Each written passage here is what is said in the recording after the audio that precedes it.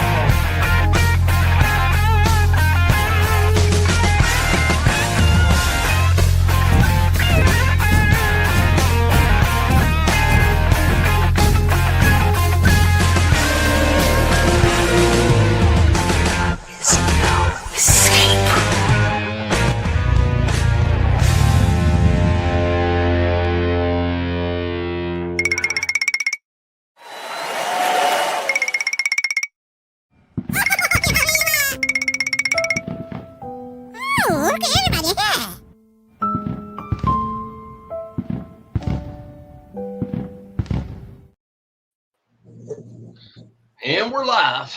Well, hey, y'all. Hey, everyone. Good to see everybody. We already got almost 60 in here. Thank you, everybody, for being here. Thank you, mods, for being in the chat. Hope everybody's doing good. Guys, what's up? Been living life, man. Just living life. I ate a mess last week, but kind of had company. Kind of had some company here.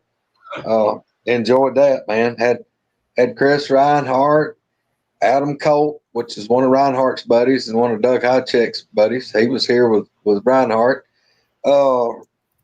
Roger and Heather come down, which I had BF Bud. He come down, but it was Roger come down, Heather came down, and we went on the nickel tour at Coonbow's farm. Had a good time. Really glad those folks decided to come pay me a visit. Reinhardt, man, I didn't know how to act. I had 3 full-fledged Yankees in here at the man cave at one time. I thought I was about to burn some sage in there and get the evil spirits floated out. No, man, we had a blast. Had a ball, y'all. I did, man. They're some good dudes, ain't they? Yeah, oh yes, wonderful folks, man. I reckon they had as good a time as I did. I know if they had as much fun as I did, they had to have a good time. But no, we didn't really have anything happen here. We didn't spend enough time here to really do anything. They didn't come rolling in here till Sunday morning about 5:30 a.m. and they tried to get them a little nap. I think Adam drove like 16 hours straight. And then by the time Chris and Bud got here, they had drove about 9 hours. So they kind of come in here and all picked the bedroom and collapsed. And we got up and just talked a little while. And then Roger and Heather got here. And we struck out to Coonbow's and spent most of the day up there. I say most of the day, probably about 2:30, 3 o'clock till we got back here about 10:30 that night. We got out here on the back porch with thoughts of sitting out there and see if anything happened. But the longer they sit out there, everybody's eyelids was getting just slowly, gradually closing. So we all come in, they went to sleep, and they actually got them some rest, and they got up the next day and left out on Monday. That was about lunch, I guess, and went down to Mark Green's. So, but yeah, we had a good time. Y'all it's what it's all about, y'all, fellowship. I mean, these people we know from way off that we hadn't got to meet in person, finally get to meet them in person, and it's just like a family reunion sometimes. I always think that's cool whenever you get to talking to somebody on Facebook or YouTube and you've talked to them for a couple years but never met them in person, and then you finally get a chance to meet them. It's I mean, it's just the way things are done nowadays, but it's funny how people from all over the place, you finally meet them, and I mean, it's just like you've known them for a long time, and we're all kind of the same people, and we're all an extended family. Yeah, man, that we did. I mean, we was picking at them. We got the Coonbows. And what was it? Adam said something about a bunch of damn Yankees being out here. And I looked, I said, wait a minute. Kumbo, me and him almost said it at the same time. Said, man, you not know the difference? I said, y'all ain't damn Yankees. He just like looked kind of odd. And I said, me and Kumbo rattled off, said, you don't know the difference. Said, Yankees, the Yankee comes down here and visits. The damn Yankees, one comes down here and stays. And of course, we all cracked up. But guys, look, we're gonna pick at y'all, but we love y'all. Ain't no doubt. We kind of like Roger said one day. Said there was a guy come in and at their store and was griping about some people called them Yankees. He said, "Wait a damn minute, them's our Yankees. You don't be talking about our Yankees." So that's the way we are about them. Yeah. Squirrel, that goat have puppies yet? Lord, no. I don't even. We're not even going to talk about that. I don't know what in the world's going on with her. I think she's got alien babies, or she's got like tumors that are alive and move. I don't even know. I felt stuff moving 100%, but I'm telling you right now, she is like 2 weeks past due if she caught with the other ones, and I don't know what's going on with her. It's been pregnant for 2 years. It don't make no sense. Well, you know what I was doing earlier, and I can't even find them. I'd sell that thing. I'd sell that goat at a reduced price. Yeah. She's not getting bred no more after this. Second time, nope, I'm done. Well, folks, we got our guest backstage. We need to go ahead and bring him out. Rusty, the Blues Doctor. Rusty, Hey, what's Rusty. up, buddy? Hey guys, good to see everybody. Thanks for having me. I'm doing very well. Good, excellent. Awesome. Rusty, before we get going, why don't you give everybody your bona fides in case nobody has met you or somebody's watching this from afar and they don't know anything about you. Let's start off with some credentials, please. Sure. Oh, that's fine. So, believe it or not, I really am an MD. I went to undergraduate school at what was called Southwestern and is now called Rhodes College. Then from there to medical school at the University of Tennessee, which is also in Memphis. So, as I said, I have said before, Memphis is my true hometown, even though I haven't lived there in many years. Went from UT to Tulane in New Orleans, where I was a resident at the old Charity Hospital in New Orleans. And then from there, I did a fellowship in oncology at the University of Southern California and LA County Hospital, so another big inner city hospital. And have been in practice ever since. I've been associated with medical schools ever since, mostly Tulane.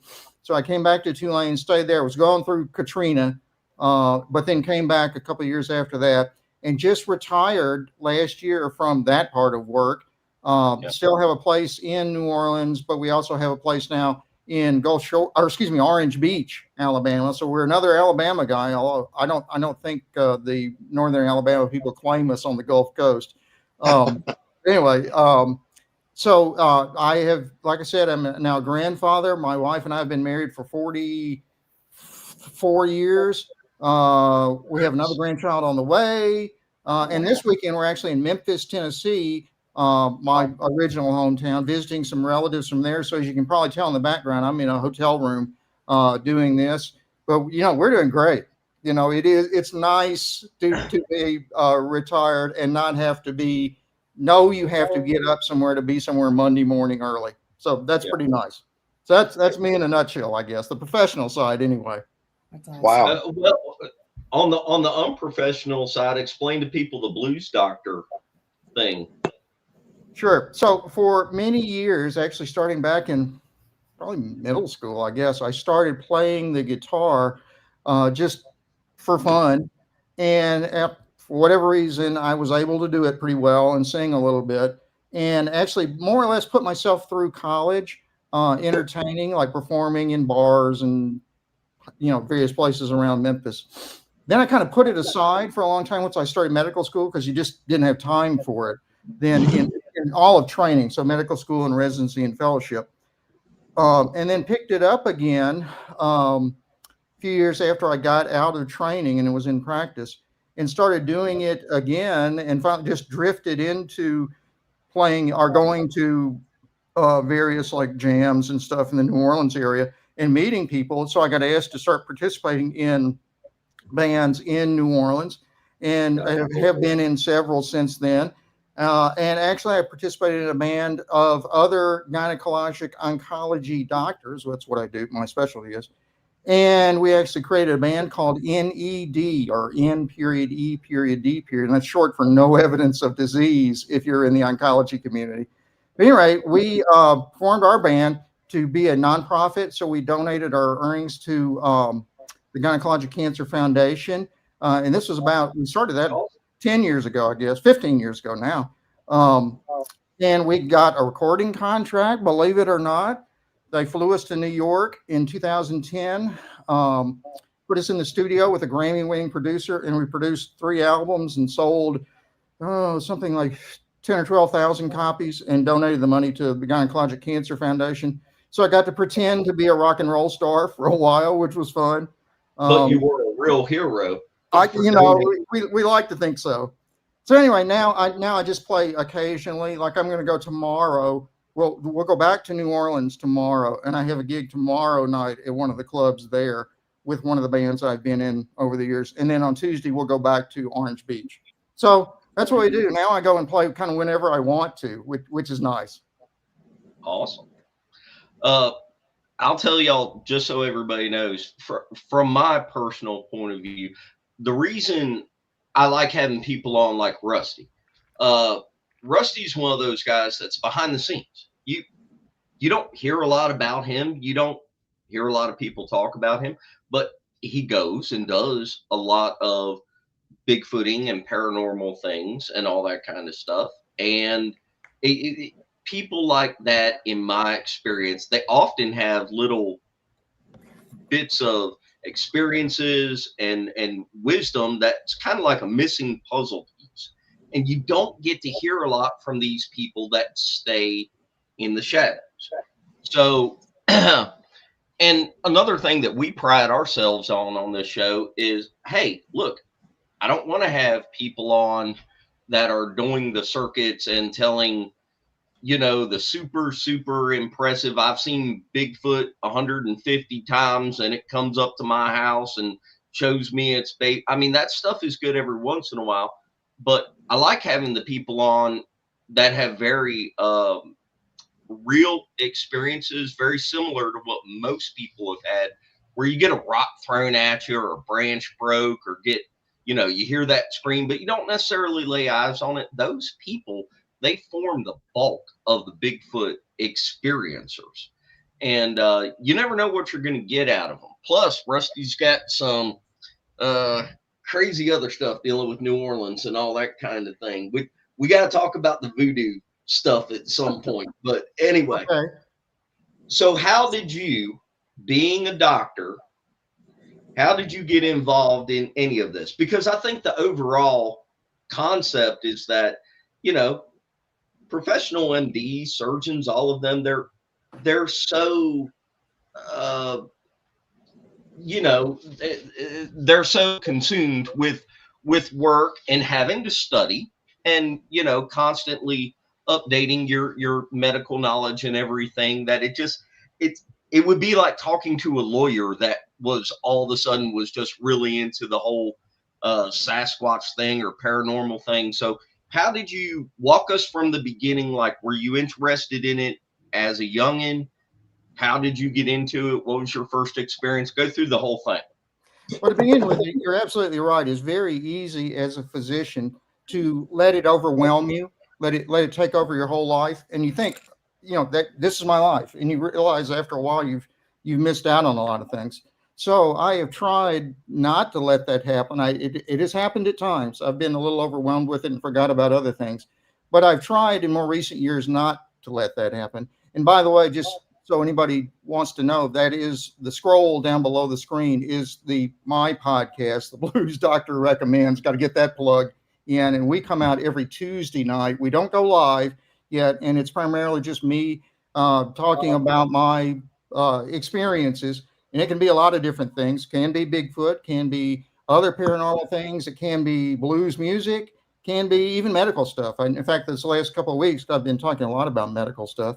But anyway, to get back to Spencer's question, so I grew up in a very traditional Southern Protestant, conservative, ecumenical church family that really didn't go for the idea of the paranormal too much. You know, they like ghosts were a bad thing, so you shouldn't talk about them, that sort of thing. And it really didn't go for any of the other related stuff, like Bigfoot was never talked about. But I remember when I was 10 years old, my grandfather took me to see the film in the theater of the original Patterson-Gimlin film. You know, it actually came out as a feature-length film in '68 and made its way around the country. And I saw it then. I remember then being fascinated by it. So it was in the back of my mind, basically, from then on.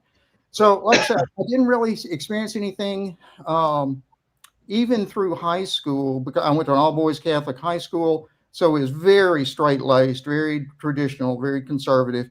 It was really not until I got to college that I realized that there might be some other ideas out there that I hadn't experienced before. So as I mentioned, I went to what was then called Southwestern in Memphis, now called Rhodes College. And so I met people from all over the country, even all the world to some degree, and got exposed to a lot of different viewpoints or ideas about things. And I began to realize, you know, potentially there was more out there to consider than I had done before that. On top of that, Rhodes College is an old school. The building or the campus there in Memphis is 100 years old. The buildings are all in Gothic style, and they're made out of this fancy sandstone, so they look really cool. They look like an old European like chapel or church or something. And there were lots of stories there about paranormal experiences. There had been, you know, several suicides that have been associated with various stories that have gone on. And the one that I had myself there that, you know, in fact, I don't know if I've told any of you guys about this before. So I was in college at the fraternity house, and the fraternity houses were notorious for having stories, not just because we were drunk all the time, which we were, but they were notorious for having stories. And there was a suicide in the house that I was a member of in the 1960s, and it was well documented. They found him hanging from the rafters, and they couldn't tell whether it was truly a suicide or there was some kind of sex game he was playing or something, you know, therefore it was an accident. We never knew. Anyway, from that time on, people started saying that they were having unusual experiences in that fraternity house. All right, so I was there, and this was now in '78. So I'm a sophomore in college, junior in college. And my girlfriend, now wife, and I were in the fraternity house. We were upstairs in what was formerly the TV room, was informally called the sex room. In fact, if you ever saw the movie Animal House, that could have been filmed where we went to college. So we're upstairs in the room. Yes, and we're still married, believe it or not. Anyway, so we're up in the room, and this room, just to set the story, had on the front door of the room, it was upstairs, so you had to walk upstairs to get to it, and there was like a little night light kind of a thing on the front door, so you could turn it on so you could tell if it was occupied. So if like another fraternity guy comes up the stairs with his girlfriend, whatever, oops, too late, it's already occupied. So we're up in the room, and it was occupied. We had the light turned on, door closed, and I think I went to college.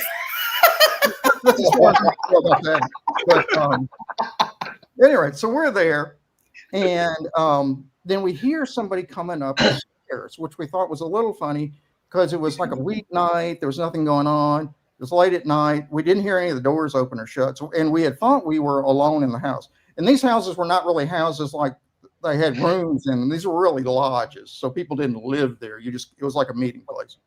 Anyway, so we're in the house. We're up in the TV room. We hear somebody coming up the stairs. And it was very obvious because you hear people walking up. It was very obvious somebody's walking up the stairs. And so I think, oh, geez. All right, I get out of bed and go over and unlock the door. My wife's here listening to this. She's about to go to the swimming pool. She can't wait to get away fast enough from any rate, Spencer says sorry. At any rate, your children are listening. No, my children aren't. Being 30 and above. Yeah, our children aren't listening, I don't think, to this. But anyway. Children, hold your worries. You gotta watch Spencer. He'll get you in trouble. What I do? He's the one telling the story about the sex swing room. Hey, I'm down. Keep talking. I'm all Okay, ears. all right, Missy's I'm into it. So let me tell the story. We're gonna figure this out. All right, so we hear somebody coming up the stairs. I get up to go unlock the door and tell them, sorry, man, it's in you. And I open the door and there's nobody there. I'm like, oh, geez, that's odd. I would have sworn. We both did. Swore we heard somebody coming up the stairs. So I figure, okay, well, whatever. Maybe they just left. So I go back, close the door again. And as soon as I sit back down, we hear what sounds like somebody going down the stairs. And it was very obvious because the stairs it was like a long stairway, like 17 steps or something like that. And so you hear somebody going down the stairs. I go out and open the door again, and there's nobody there. And the doors in the front and back door of the house never opened. We never figured out what it was. And I do remember we thought after that, maybe we should leave, that sort of thing. So it was almost like somebody came up the stairs, saw the light on the front door saying, okay, it's in use, and then turned around and walked back out. But that somebody was not visible to the naked eye. It was my mother. Beth says it was her mother in spiritual form. She might have done that too. At any rate, so we had that experience, and it actually said something about it to several other people. It actually got picked up by the newspaper in Memphis, Tennessee, because they did a story about reported hauntings or paranormal experiences at Rhodes College, because it's a big old college in the middle of town. And it got picked up in the newspaper. But that was really the first thing that I would attribute to that. And we didn't really, I don't know, it didn't stick. It didn't have any meaning for us at the time. We just kind of put it aside.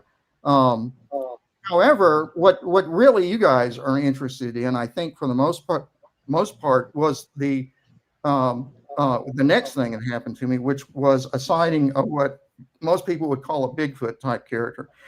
This actually happened in the summer of 1980. So I'm still in college, summertime, so I'm out of school, and I'm working that summer. Me and another guy from the fraternity are actually working at a resort type lake in Arkansas. It was called Blue Lake at the time. It was just across the Mississippi River from Memphis. So it was very close to Memphis. And people would come during the day to swim or fish or picnic or camp and that sort of thing, kind of a, outdoor resort. And he and I were lifeguards. My buddy and I were lifeguards. So we'd work during the day watching the swimmers in the lake. And then when we ran the swimmers out, like at 6 p.m. or something like that, then we could pretty much go do whatever we wanted to. And we had a boat there. So we would take the boat out and go fishing every night from, after we kicked the swimmers out until whenever it got dark. So we were doing this, and I'll set the story a little bit more because I think it contributes. That summer, the summer of 1980 in Memphis, Tennessee, was the hottest summer on record there. We went 30 some odd consecutive days, over 100 degrees for a high and above 80 degrees for a low, and no rain for that total period of time. So it was miserably hot and very dry, driest it ever been, in Memphis is at the time at least. So anyway, we would go out fishing every night. One night we're out in the boat and we're trolling. We're actually fishing maybe 10, 15 yards offshore, paralleling the shore, slowly moving down the shore, and had the trolling motor on. So it was very quiet, just electric motor. We weren't talking or saying anything, so it was quiet. We're going down, like I said, paralleling the bank. When we hear some rustling or movement or some of the underbrush shaking, because the shoreline is covered, but it's like a jungle almost, because cypress trees and bushes and undergrowth, real thick. So we hear something moving. We look up, and maybe a couple of yards in from the shore, we see from about chest up or so, about nipples up, a figure that was more or less man-shaped, but it had hair all over it, except for the face. It had like hair on the head, obviously the neck, the shoulders, the chest. The face was, as I've said several times, is kind of halfway what I would imagine a ape or monkey face would look like and what a human face would look like. It had a broader nose with upturned nostrils, more like an ape, but it did not have for example, a brow ridge or anything like that. In other words, its forehead and eyes, I thought looked more human, perhaps. So as I've always said, it looked something like a halfway between a man and a ape of some sort. Well, at any rate, so we stood there looking at it, and the impression we got at the time is that we surprised it. We caught it by surprise. It looked at us, and that was the expression I thought I saw on its face, was that it was surprised to see us there at that time. Looked at us for maybe 10 seconds at the most, and then turned around, ran into the brush. We quickly lost sight of it. We could hear it running away on 2 feet, or what sounded like 2 feet. Well, it never made any vocalizations that we could tell. There was no smell, no odor associated with it. We, at that time, my buddy and I decided, okay, we got to get out of here, because we were scared at the time, I'll admit. And so we started the big motor on the boat, raced back but it was a quarter of a mile away from the little cabin where we stayed.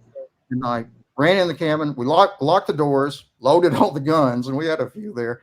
But we didn't know what to do exactly. We're 19, 20-year-old kids. We had no idea what was going on with that. We'd never heard of anything like that in that area. And all I could think of was, man, this is like the Bigfoot kind of a thing that I remember seeing like years ago in that movie.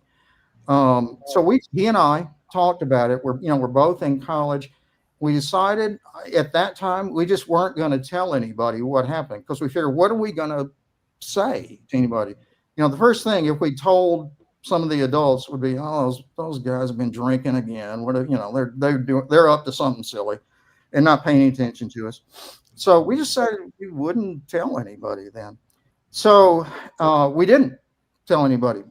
The next year I got married. Next year I started medical school. And I kind of put all that aside during that time, because like I said, it's so overwhelming when you're in medical school and residency and fellowship that it's very easy to let that kind of overwhelm you and put everything else aside. So I didn't. I did not think about Bigfoot, paranormal, anything for that period of time. Now, being in medical school, you'd have to worry about it hurting your credibility too if Oh, you come out exactly. and said something like that. Exactly. You wonder, can I say anything about this? What is somebody going to think of me if I say something like this? So I didn't tell anybody until actually many years later. It's probably 15, 18 years ago. I told my wife first. And then I started feeling like, I'm beyond the middle part of my career. I'm pretty established. Maybe I have less to worry about if I tell somebody this, from a professional standpoint. I won't, I have less to lose, I guess. So I started looking around online for various, sources of information about this. Oh, and I'll also say, unfortunately, my buddy died about that time. And in fact, that's probably partly what caused me to want to look into it again, was his death, which was not expected. It was infection, unexpected, and he died suddenly. So anyway, so I started looking around on the internet, online, for various sites of information about Bigfoot or whatever you want to call it. And I stumbled on the BFRO website. So I entered the report. You know how you probably already seen it. They have a site where you can enter a report of a sighting based on your locality. So I entered mine. I said, it's in Eastern Arkansas. It was 1980. It was this, I made the whole description and posted on the website. And people started calling me or trying to communicate with me in various ways. I had somebody from the BFRO actually spoke to me by phone several times asking me about it. And they started asking me, well, would you be willing to work with us in the BFRO to talk about this? Because your credentials as a physician, surgeon, so forth, oncologist, we'd like to use that. That's well, okay. Although I kind of took it slow at first, but the calls kept coming. People kept, and it was mostly online messages then, not phone calls so much, but people kept calling me and asking me about stuff. And so I would start doing, various interviews and podcasts of various types over the air. I actually met Jeff Meldrum, actually coincidentally, and this is a funny story too. So when I was early in my career, so this was back in the 90s, I'm out in practice, but one of my research interests at the time was in female pelvic anatomy, which has to do with the surgery you have to do to remove malignant tumors like cervical cancer and ovarian cancer. So I was interested in female pelvic anatomy and how that, or what the effect of radiation and chemotherapy were on female pelvic anatomy and on how, like, walking and quality of life and things like that. And so I looked up online for bipedal locomotion, and this name kept coming up. It was Jeff Meldrum, and I didn't know who he was at the time. So I just reached out to him. I was just thinking, okay, this is a PhD who is interested in bipedal locomotion. Reached out to him, and I told him what I was interested in, and we collaborated for quite a while. Ended up publishing a couple of little papers about it, and I started to realize, oh, this is the guy on TV. This is the Bigfoot guy. So we became friends and talked to each other. Every few months or so, we'd call or email or something. And I went up there a couple of times to his office in his lab in Idaho State. So I was sad when Jeff died a few weeks ago. Just kind of as a side, but it's just funny how ironically, how coincidentally, I got in touch with him, just separate from Bigfoot. Right. So I've been doing that, like I said, for the past 10 or 15 years. And you mentioned my house in New Orleans. If I don't know how much you know about New Orleans, but it is, again, notoriously one of the most, quote, haunted places in the United States. And it is on my bucket list. That is, before I die, that I am going to New Orleans. If not, I'm going after. I don't care. Road trip. If you make it before you die, let me know.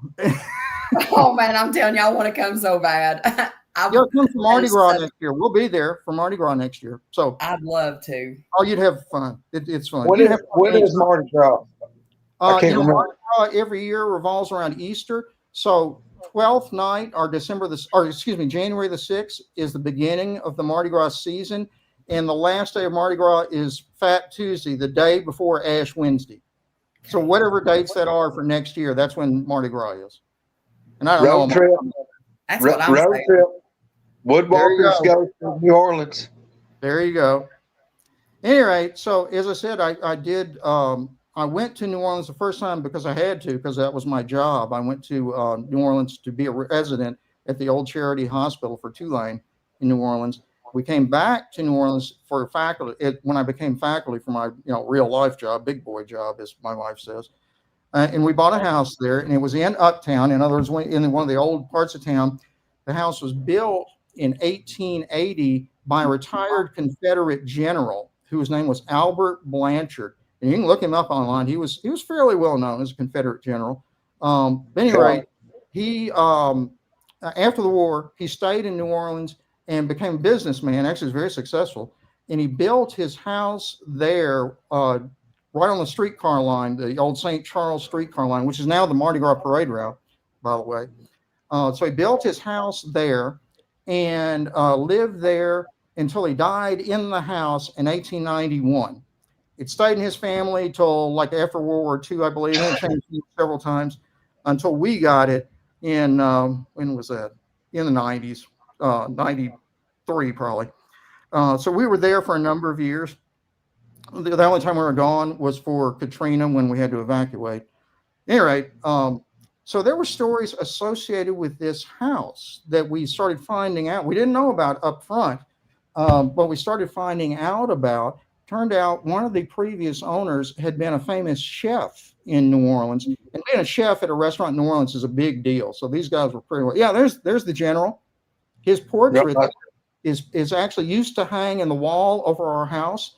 And it was donated to the Confederate Museum in New Orleans some years ago. So it's now hanging there, that actual same picture that Greg was showing.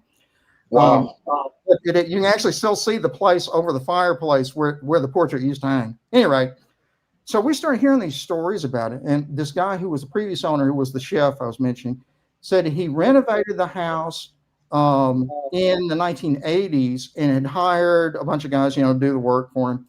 And he had trouble getting them to stay at work. They would go and they would quit like after one day and leave. And they were renovating the kitchen. And and he couldn't keep any help basically for any length of time. So he starts looking into it. And that's the contractor, what's happening? And they say the guys mostly were Hispanic, most of whom did not speak any English, and they would say just wild stuff that they'd seen or heard or felt when they were working on the kitchen, particularly when they're kind of underneath the kitchen. It was kind of on a separate level, sort of. And that was interpreted as that they were seeing or feeling or hearing something paranormal, but we never heard like a specific, description of it, much more detailed than that. So that's where the stories kind of started. And then the most interesting story for there was the people we bought it from, who only lived there for 3 years, a military family. They had 3 little girls who were like grade school age, and they were living in the house. One day, the mother was at home one weekday morning. The youngest child was still at home, so she's 4 or 5 years old, whatever. And she comes into where her mother is in the kitchen and says, "Mom, why is there a policeman standing on our stairway?" And the mother said, "What is she talking about? There's nobody else in the house."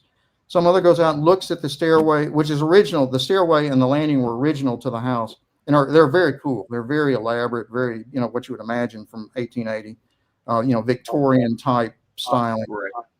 And so the mother doesn't see anything and looks around all over and tries to question the girl about what she saw. And she described a man in uniform who she took as a police officer standing on the landing, looking down at her. Didn't think anything else about it until a few months later. They took the whole family to the Confederate Museum. That's the museum I was mentioning where the painting is. And they're looking down all the stuff. And the little girl runs up to that painting that Greg showed us and says, "Mom, this was the guy who was in our house that day." Just out of the blue. Really? No clue. And looks at it and says, and figures out, this was General Blanchard who supposedly built the house. How did our daughter pick that out of, thin air, basically? Wow. So they actually did disclose that story to us when we bought the house. So we'd heard about it. To be honest, no Robinsons ever saw or heard the general or heard anything else that we couldn't explain. There were some pretty weird happenings there, but they were all explainable. I had 4 kids in high school and college through there. So, and in New Orleans during Mardi Gras, there were some strange things that happened, but none that any Robinson could attribute to them. However, we did have guests who would come stay with us during Mardi Gras. It's a big old house. We had like 5 bedrooms. So we would always have people visiting from across town or out of town, from relatives and friends from across the country would stay with us. And at one Mardi Gras, one of our guests who was from out of town, one morning found me in the kitchen after I'd gotten up. We'd been asleep all night. We get up, I go in the kitchen. He comes in the kitchen, says, "Rusty, are there any like costume parties or anything going on?" I said, "Not that I know of, not here." He says, "Well, there's this guy in uniform standing on the stairway this morning. And I figured it was like one of your friends or something. I didn't know, and just left him alone and didn't do anything about it. And then when I went back to look, he was gone. And that's the only thing, we never saw anybody else like that. But this guy just said that out of the blue. He had no idea, what the house was or what the story was behind the house or anything. So we did have some experiences like that in the house, although I can't say I or my wife or the kids can admit they had any personal experiences like that. But it was a cool old house. Still is. We actually, when I retired last year, we finally sold the house because it's so big. We didn't need it anymore. And the taxes and the insurance were driving us crazy. So we finally sold that house. We bought a condo in New Orleans and bought another house in Orange Beach. So that's pretty much our paranormal story. I started, and you guys probably know this, I started going on some of the various Bigfoot or Sasquatch campouts or meetings or conferences and things, just out of interest, basically, and stumbled on you guys. I think, in fact, online. I may have spoken to Spencer first, who invited me to come to the Woodwalkers meet and greet, I think, the year before last or something like that. Forget how long it's been now. But it was great fun, and I've been to 2 or 3 other things both before and since then, related to the topic. I can't swear that I had any experience at any of those things that I couldn't explain. One thing I did, here's one interesting thing. I think the one thing I've realized, I guess, coming of age, in a sense, maybe it took me longer to come of age than it does some other people, but I realized, there are people who I share probably some common values with, who I can respect, whose stories I can respect, who I can, when they're telling me something, I can take it seriously. And there are people like that who would tell me stories about Bigfoot or other paranormal experiences, including experiences like we had at Woodwalk, or at Hollins Camp, which is where we had Woodwalker, was the Hollins Hunters Camp in central Alabama. We had people who had experiences at that place. I didn't have them, but I had people who I can respect, who said they did. And I feel very comfortable with those people, whereas I probably wouldn't have done that, earlier in my life. So it's been a kind of a lifelong process, in a sense, for me getting to this point where I can accept that there are things we don't understand, we can't explain. Maybe we'll never understand or explain, but at this point, I'm willing to listen to anybody. I'm not going to say I believe everything I hear from some Sure. people, Well, yeah. but I'm willing to listen to anybody, and I'm not going to criticize or look down my nose at anybody who says something, even sometimes when they sound pretty silly. You just, okay, fine, whatever. So I try to be open-minded. I try to be non-judgmental. And it struck me, we absolutely know in medicine that we don't know all there is to know. There's lots of stuff in the human body that we don't understand to any degree. Why should there not be other stuff beyond the human body that we don't understand? And I think a lot of physicians and other professionals don't, they haven't accepted that, basically. So I like to think that's where I am in my journey, is that I've had some minimal experiences. It's not as interesting or exciting, it probably, as some of your guests that you have here, or as much fun to listen to. But I like to think, I've come around quite a bit, probably 180 degrees, on where I would stand now about believing in the possibility of Bigfoot, number one, and other paranormal things, number two. If you had to ask me what I thought Bigfoot truly was, I would say, I think I would agree with Jeff Meldrum on this. I think it has to be a flesh and blood, heretofore unknown primate that has been in North America, maybe North and South America, for probably since the last ice age and the Bering Land Bridge. That is very rare. There are not that many of them. They're scattered out all over the place. There's probably are more concentrations of them in some place than others. There's probably more of them in the Pacific Northwest. There's probably more of them in like the Texas, Arkansas, Louisiana, Oklahoma area, and probably a few other concentrations like that. But I think it's really there. I will admit I have not as yet been willing to buy into most of the quote woo stuff that I know people talk about. I'll listen to it. I will admit I don't know what to do with that information most of the time, and I'm certainly not going to criticize anybody who has it. I just, as I've said before, I have a hard time explaining an unknown like Bigfoot with another unknown like the woo factor.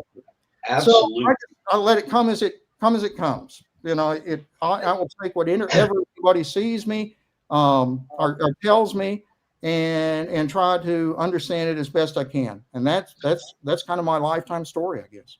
Well, one of the reasons I wanted to have you on is, number one, obviously, your accolades, speak to your level of intelligence and your credibility.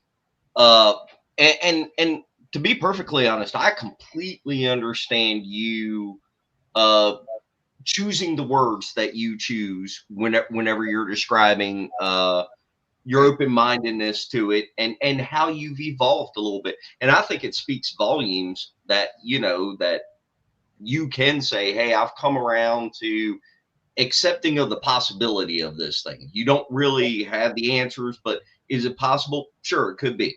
And I think that's great, especially coming from someone that is actually, laid eyes on something that was probably a booger. On the woo thing, man, for years, I was like, there has got to be a rational explanation. It's not, I never had an issue with the way that people would describe it. That didn't bother me. I just, in my head, I was convinced that there was something there that was being misinterpreted, misunderstood. But I will say, and this is not me trying to convince you one way or the other, but I will say, having had some of the experiences I've had in the past few years, like you said, I don't know what to do with them. I don't know what box to foul that into, Right. because it defies logic. And in fact, I'm reluctant to really try and go down that rabbit hole and narrow it down. But I have become way more open-minded towards that part of it. I mean, whereas at first I just, I was like, there's got to be some other explanation. Now I'm like, man, I have no explanation for this. I don't know what's going on. Most people that lean on science, though, it's hard for them to believe in something that that they can't explain. Well, I got a question. I got a question right quick. Rusty, like in all your years of doing your surgery and medical and doctoring and all that stuff, have you ever experienced anybody that had like a miraculous healing or anything that you couldn't explain? Oh, absolutely. I think any physician who's been in oncology, in cancer care for long enough is going to have people like that. In fact, I communicated on Facebook just earlier this morning with a patient of mine, and I'll tell her a quick story. She won't mind. Who had stage 4B, as we called it, vulvar cancer. In other words, she had a cancer of the vulva that had metastasized to various places around her body. The 5-year survival with that is supposed to be less than 5%. In other words, some of those patients even argue not to take treatment and just go straight to hospice care, because we don't have any treatment really that can cure them. Well, we decided to be aggressive with this lady. She was young. She was otherwise healthy. She had 3 young children. We decided, okay, we're just going to be aggressive. So we gave her everything we had. I operated on her, and then we gave her radiation and chemotherapy. And she is still here today. In fact, last week celebrated her 20th anniversary from being cancer free, which is why I communicated with her this week. Wow. And there's others like that. That's not the only one by far that I would have sworn would not be here today, but they are. And it was not due to what I did or what anybody else on this earth did. It was just something we can't explain. Wow. So it certainly happens. When we get off of here and we're backstage, you're going to tell us the secret stuff that the government doesn't want us to know, right? Like if we dandelions mixed with some kind of lemongrass and meditate with an amethyst, that we can cure cancer, right? That's not what that does. That cures herpes. That cures herpes. Okay, you would know, so I leave it to Misty would you. ask about the herpes, yes.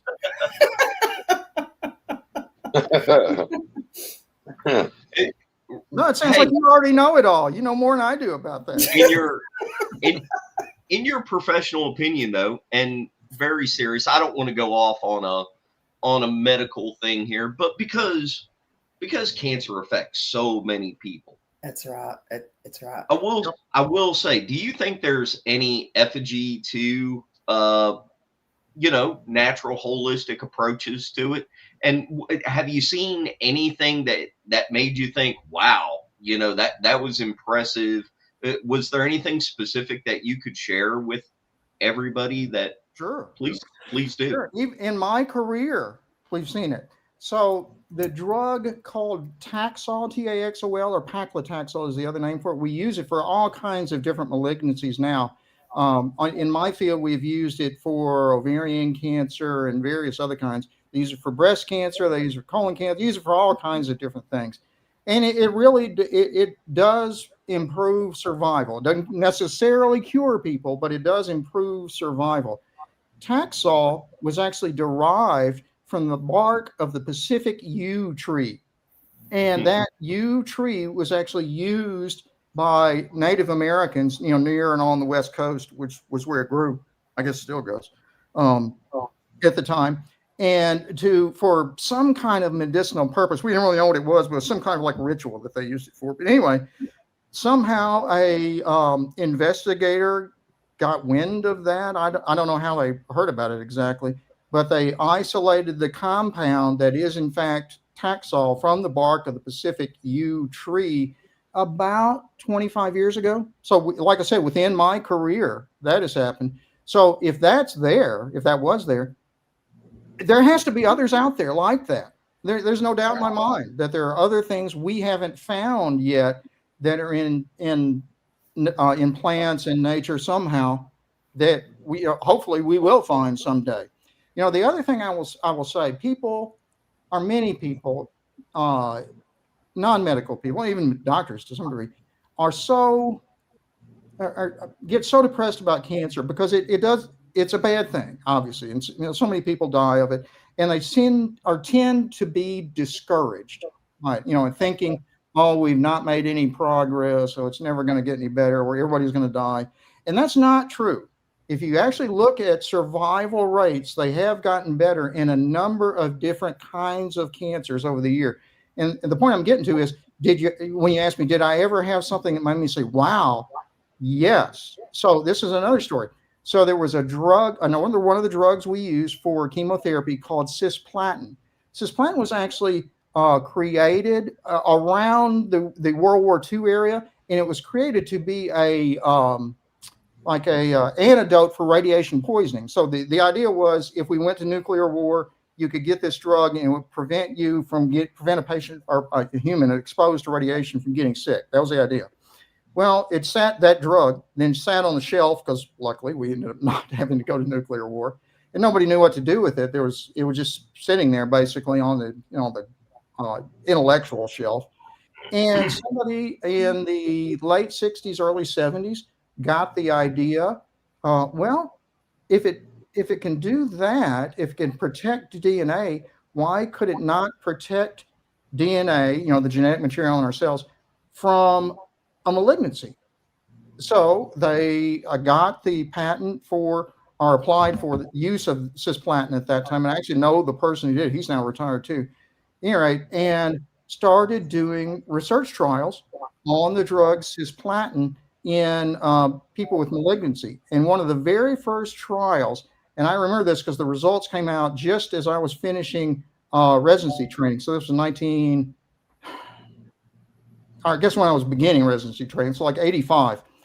So the drug cisplatin was used in patients this was a trial that was done with recurrent ovarian cancer. In other words, women for whom we had no other cure options.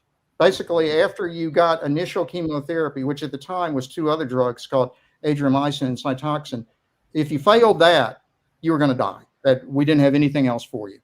Well, so those women were offered the chance to enroll in this trial where you got the drug cisplatin. And it was, they knew it was this brand new trial, brand new drug. Suddenly, the survival rate for that group of women went from less than 10%, which it had been overall before, to over 80%. Just like that drug.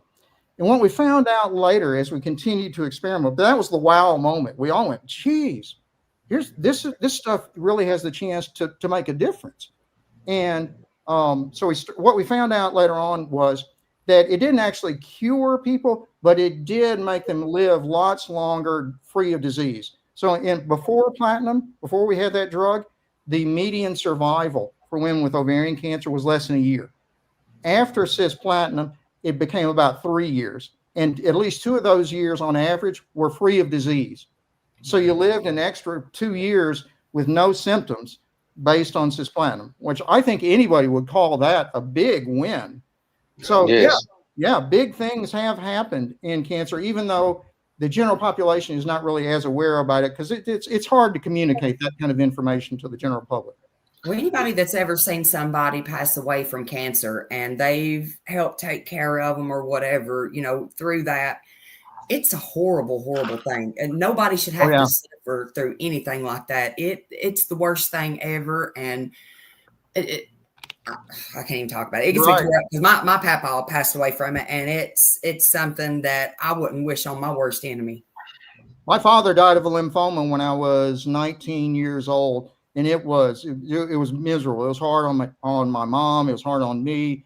I know he was miserable because he knew at the time how bad it was on us. He understood, that how much we were struggling too. So it was awful all the way around. So I absolutely understand and agree. Any breakthrough is better than nothing. Yep. We're definitely better than we were 25, 30 years ago, but we still have a long way to go. Well, that's like, you was talking about it being derived from the plant or whatever. Most medicines, I won't say most, but a lot of them are either they're made from a plant or tree or something in nature, or if not, they try to create it synthetically to mimic that plant or herb. Oh, that's absolutely right. Like you say, many of them, certainly aspirin from the bark of the willow tree. Yeah. There are many others that are made from molds or fungi that create substances that you can use therapeutically in humans. Here, I'll tell you another quick story. This is a funny one about Taxol particularly. So I was a fellow. So this was 1990-ish, I guess, in California. And, California, who knows what's going on out there. Even back then, it was pretty crazy. So I'm upstairs in the hospital on the floor working, and security rushes by to say, and we say, what's going on? Oh, there's a riot downstairs. I'm thinking, a riot in front of the cancer hospital? Who's going to riot, here?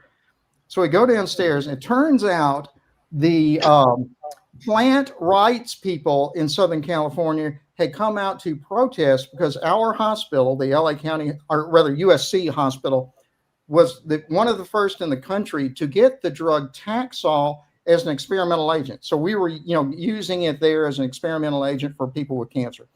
And at the time, the only source of Taxol was the Pacific yew tree. And the plants' rights activists didn't want the yew tree to be cut down to make a substance to treat cancer. So they were protesting that. Well, then what happened is some of the relatives of the patients in the hospital who were up on the floors came downstairs and saw these guys and started arguing with them. And they started getting into fist fights. The plants' rights advocates started getting in fist fights with the patient family members down below, and security had to come down and break it up. It'd be completely different though if it was one of their family members that was. Oh yeah, absolutely. But it's just a funny story that's always stuck with me. Well, luckily, the good news is they have learned how to synthetically create Taxol now, so the yew tree is out of danger. If you were worried about that.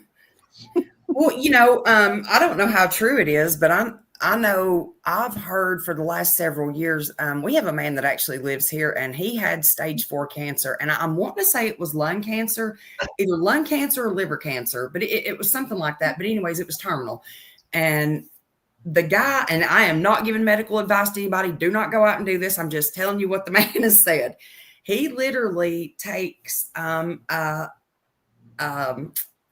Osage orange or a hedge apple, freezes it, never takes it out of the freezer other than just to grate some of it off daily. And he takes it daily. And the man has put his cancer in remission by doing this. Now, I'm not giving medical advice. I'm just telling you what the man has told us. Yep. But it's latex in the plant. So, I mean, that's kind of like black walnuts and stuff. They'll kill trees and plants around them with the juggalones and stuff in it. And then that'll kill worms and all that. So it also makes you wonder what else can it suppress? You know what the issue with that, and people ask me this all the time, why don't we do more research with natural substances? Right. And my answer to that is there is a little bit, like I said, the Taxol example, and there's a handful of others. But one of the problems we have in the United States, and the U.S. is still really where most cancer research is done, to be honest. I mean, there's some in Europe, but by far, the United States is the leader in developing new cancer treatments. Anyway, the problem is the money associated with it. In other words, there's no money in taking, say, an Osage orange and creating a clinical trial. So you wanted to do that. So you wanted to offer some component of the ground Osage orange, whatever mineral or whatever compound you think it is, that's the therapeutic part, and you wanted to offer it to clinical trial specialists. Well, who's going to pay for that? And those kind of trials are way expensive. I can tell you, having done many of them, I know they're way expensive. So you're not going to get any funding for that, or it's very difficult to get funding for that. Where in contrast, if you have an agent that's owned by one of the drug companies, they fund those kinds of trials. And I'm not here to say the drug companies are necessarily bad, because some of those agents have made, lots of progress. But the drug companies, by their nature, are for-profit companies. In other words, they have to report to a board of directors to show what their profits are. So it's not inherently evil. I wouldn't say that. It's just the nature of the beast. If it's going to be for-profit, then the drug companies are going to look for things that will make them a profit. Osage orange won't make them a profit because you can get it for near free from anywhere. Whereas an agent that is synthesized in a laboratory and has a patent on it, then you can make money off of that. So that's why there's less research going on with natural substances than you might think there would be. That's right. All right, we got to talk about something different, Squirrel. We could do this all day. Go ahead. I'm sorry. You let her talk. She don't I'm want to not let an her talk. actual doctor I'm able to sit here and talk to. You better leave me alone. You can talk to the actual doctor anytime after this show. The doctor is freaking in the house now, and we've had to talk to him about other stuff before you end up depressing everybody. Okay. I apologize, y'all. I'm sorry. I got off track as usual. Me too. I apologize too.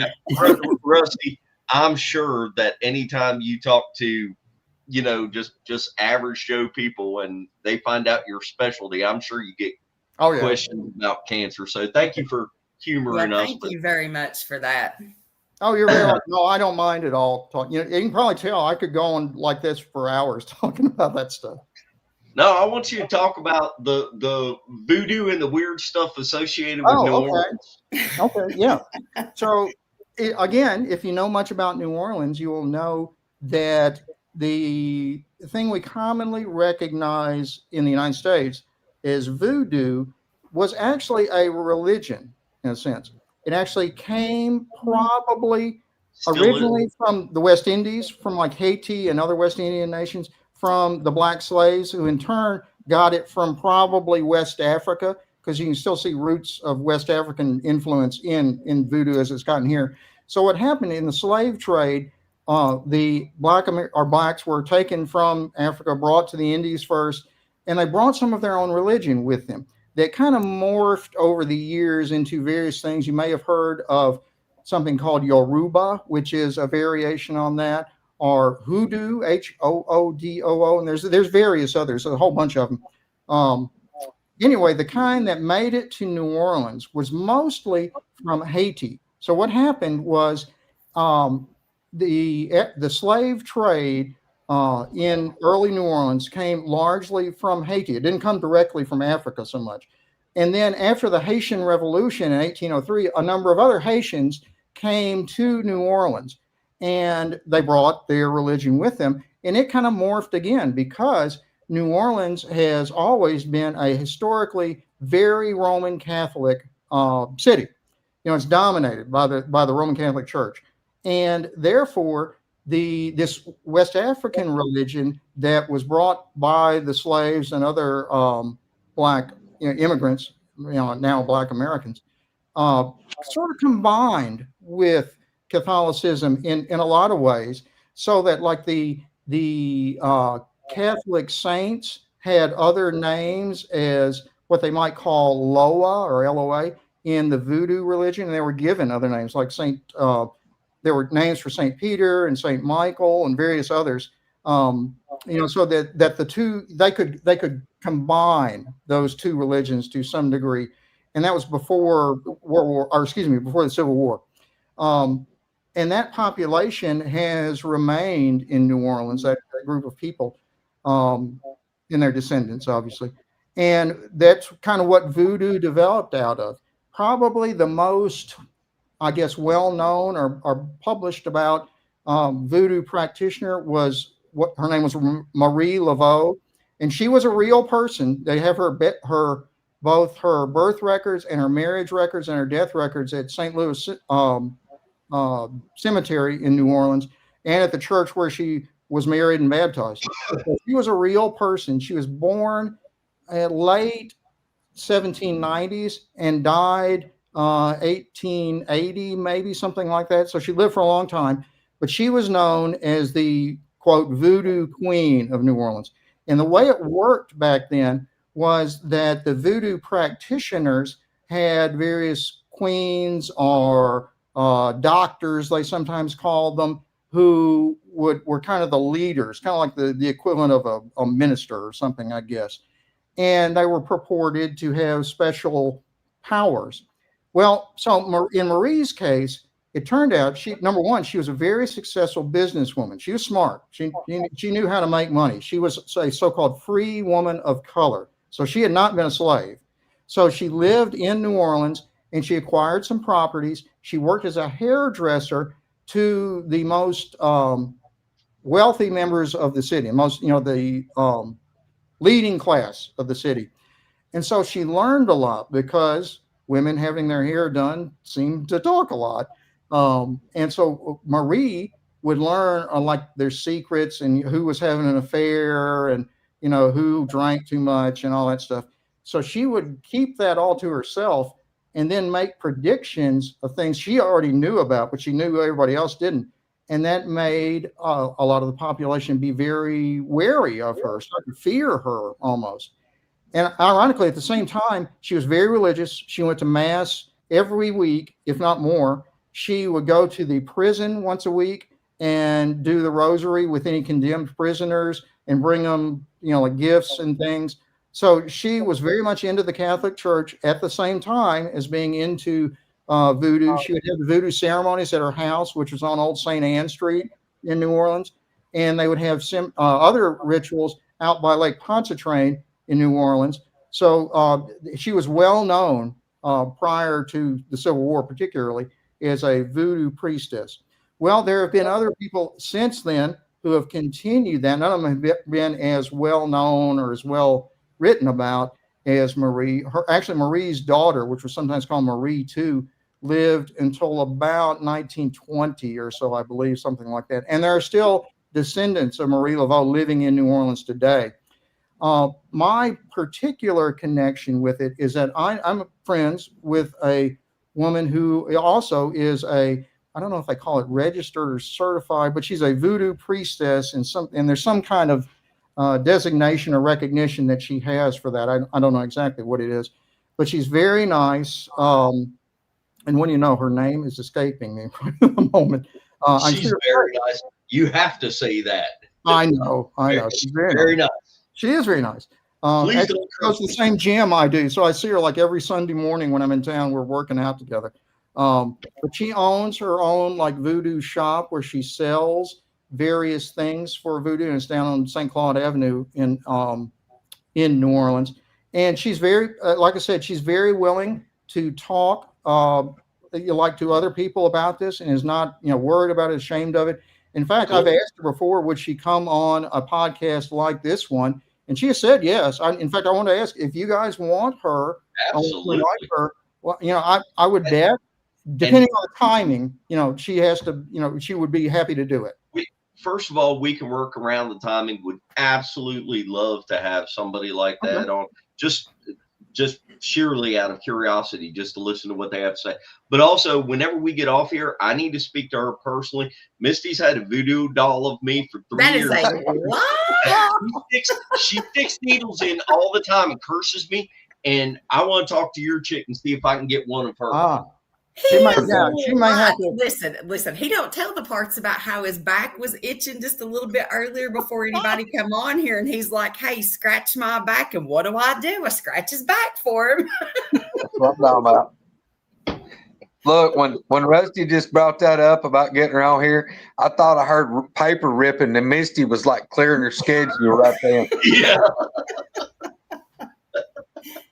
Oh, I'm going to find her name. Oh God, I feel so bad now. I can't think of her name. I'm looking it up as I think, but keep going. I'll be looking, and I'll have it. But that's the thing, though. I mean, it's human nature, just like anything else. I mean, people are scared of stuff that they don't understand, Exactly. and that's with everything, with creatures, critters, cryptids, spiders, whatever. It don't matter. I mean, we've all got a fear of something, and most of the time, it's not even that it's anything bad. It's just that people are just scared of it because they don't know anything about any of it. Yeah. Well, I think it's human nature to try and find something outside of the day-to-day world that we exist in, and there's a curiosity factor there. Now, I mean, I can say for a fact, I could say it till I'm blue in the face. It doesn't matter until you've experienced it yourself. But like the booger thing, I know that boogers are real. And, I'm not 100% sure that there's anything per se paranormal about boogers. I know that they can absolutely do some stuff that I cannot explain. I don't know how they do it, but it's human nature to want to look into this kind of stuff.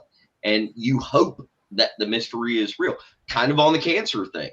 It's human nature to go, oh my gosh, cancer is essentially a death sentence, as most of our thoughts about it. So you're like, man, I really want to believe that, chicory root mixed with this thing could possibly cure it. Maybe it can. I'm not saying that it can or can't.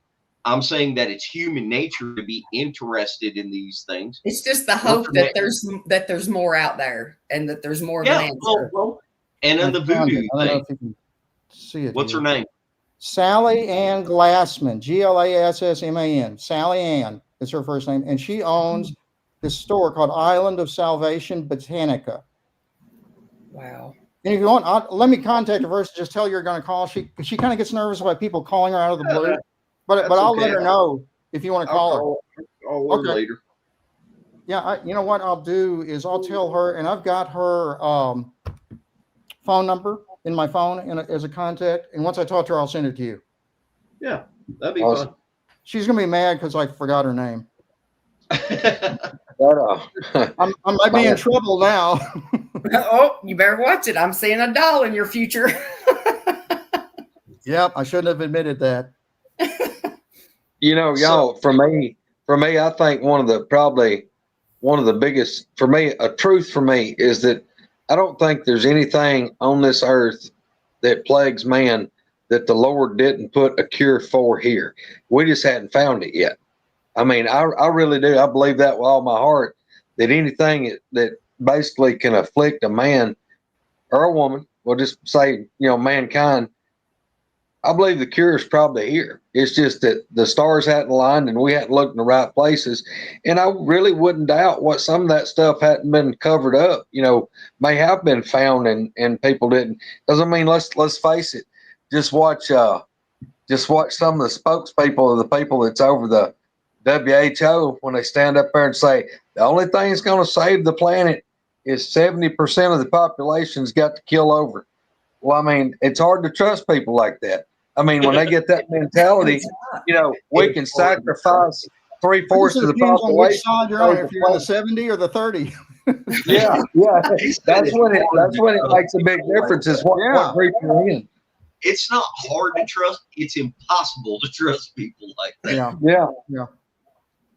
I did a big talk about that this week, actually, in my podcast. Again, is the conflict that is existing, has grown in the last few years between science in general and medicine in particular, and the MAGA movement, Make America Great Again, and its offshoot, which is Make America Healthy Again. And there clearly is a conflict, right now that's grown over the past few years. And it's all because of a lack of trust. Just like I said, the trust that once existed between most of the American public and institutional facilities like the CDC or the NIH or WHO or other things has been lost to a great degree because of a variety of things, probably not the least of which being the COVID pandemic and all the things that went wrong there. But that's the issue is that trust has been broken, and it's very difficult to rebuild trust, much more difficult to rebuild trust than it is to lose it. Fact. Yeah, fact. Stop. Well, I mean, it's hard for me to. It's really hard for me personally to trust them when they're saying, "Hey, we're going to take out 75% of y'all." Well, right then I'm going, "Hey, Yeah. look, I'm probably not going to trust you." Probably not going there. Yeah, I can agree with that. I saw Hillary said, "What do I think of methylene blue?" I'm not exactly sure what Hillary's referring to there. Methylene blue is a substance that we use for diagnostic things frequently in medicine. She may know of another use for it that I'm not thinking of, I guess. People have been taking it and swearing by it, but the thing is, and I don't know, I've never taken it, I've not studied anything on it, but I know that you don't just believe everything that you hear on the internet. So do you research on stuff? I don't know anything about it personally. But I wouldn't just randomly take stuff just because other people are saying that they're taking it. Yeah. They it probably won't hurt you. It's pretty innocuous. It probably won't hurt anybody. Colloidal silver is not going to hurt you in small amounts either, but you overdo it and you wind up turning blue and just having organ failure and everything else. So, it's kind of like anything else. I'm sure it's got to be in moderation. Yeah. Oh, absolutely. Rusty. I even heard Spencer say, that was apparently RFK is a methylene blue guy. Supposedly, people thought that. He's actually come out and said that he did not use methylene blue. But who knows? Who knows? But supposedly there is some mental health benefits supposedly to it. But I mean, it's a lot of that stuff is unvalidated at this point. I gotta ask a question. I'm asking for a friend. I'm asking for a friend. For a friend. Okay. This is legitimate for a friend. Anyway, Rusty, what have you witnessed, or have you witnessed the positive effects of marijuana for cancer patients? What all have you witnessed? I told you. Yeah, I've been an advocate for it for a long time. Oh yeah. So if you ever did marijuana back, like I did back in the 70s when I was in college. Spencer's like, where the hell are we going? I did inhale, unlike our former president. Did you ever get the munchies?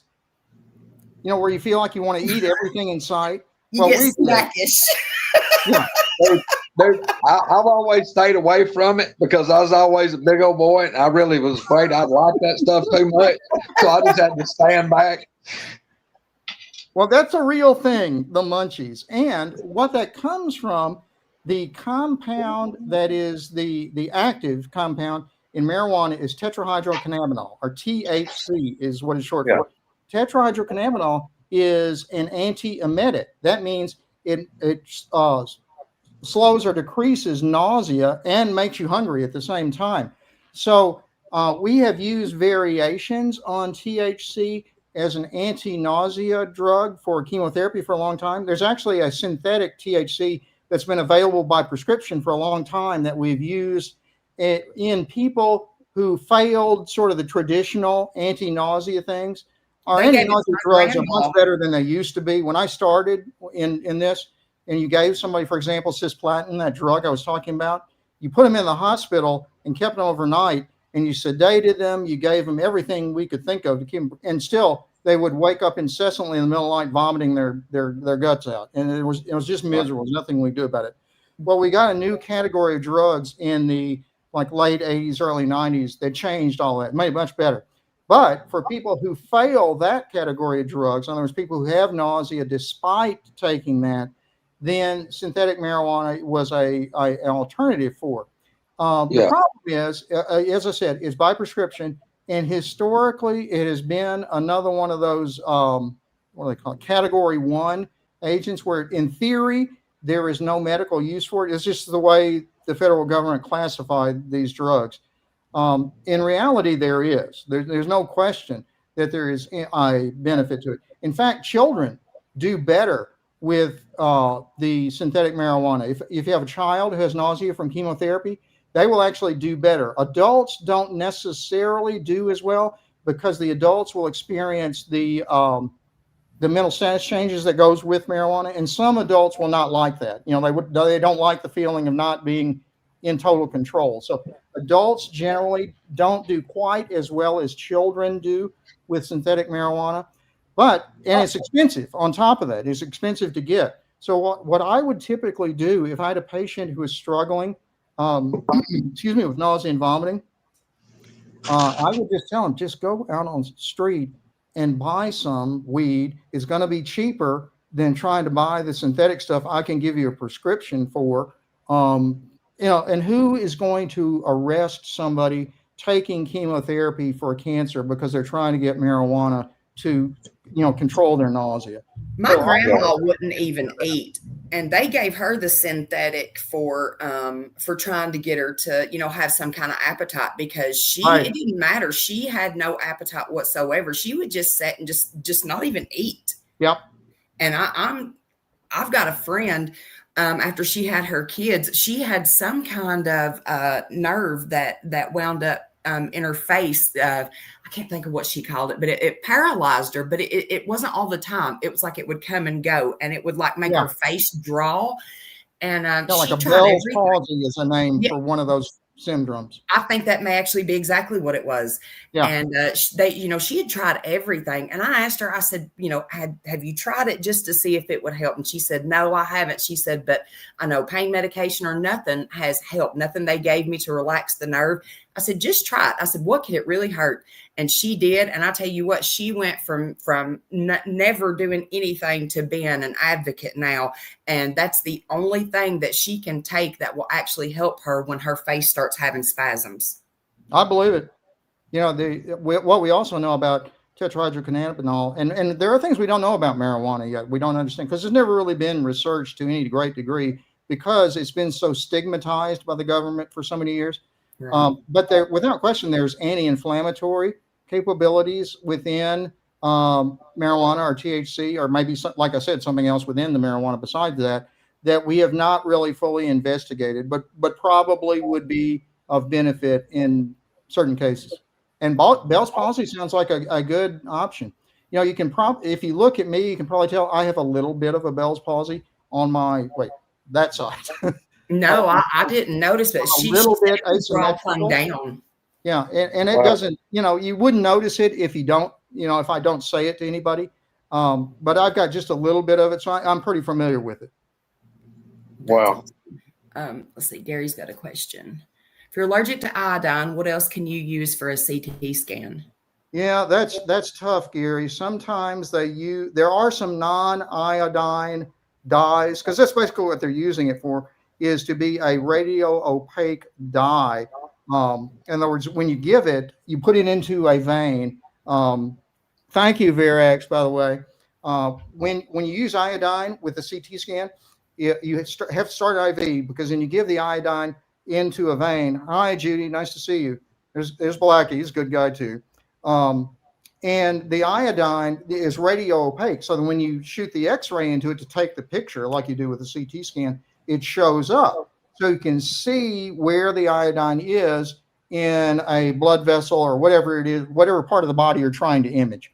Well, if you're iodine allergic, then that becomes an issue. And there's several issues you have to think about. Number one is, how iodine allergic are you really? Because there are allergies, and then there are allergies. We have lots of patients who come and tell us they're allergic to this, that, or the other.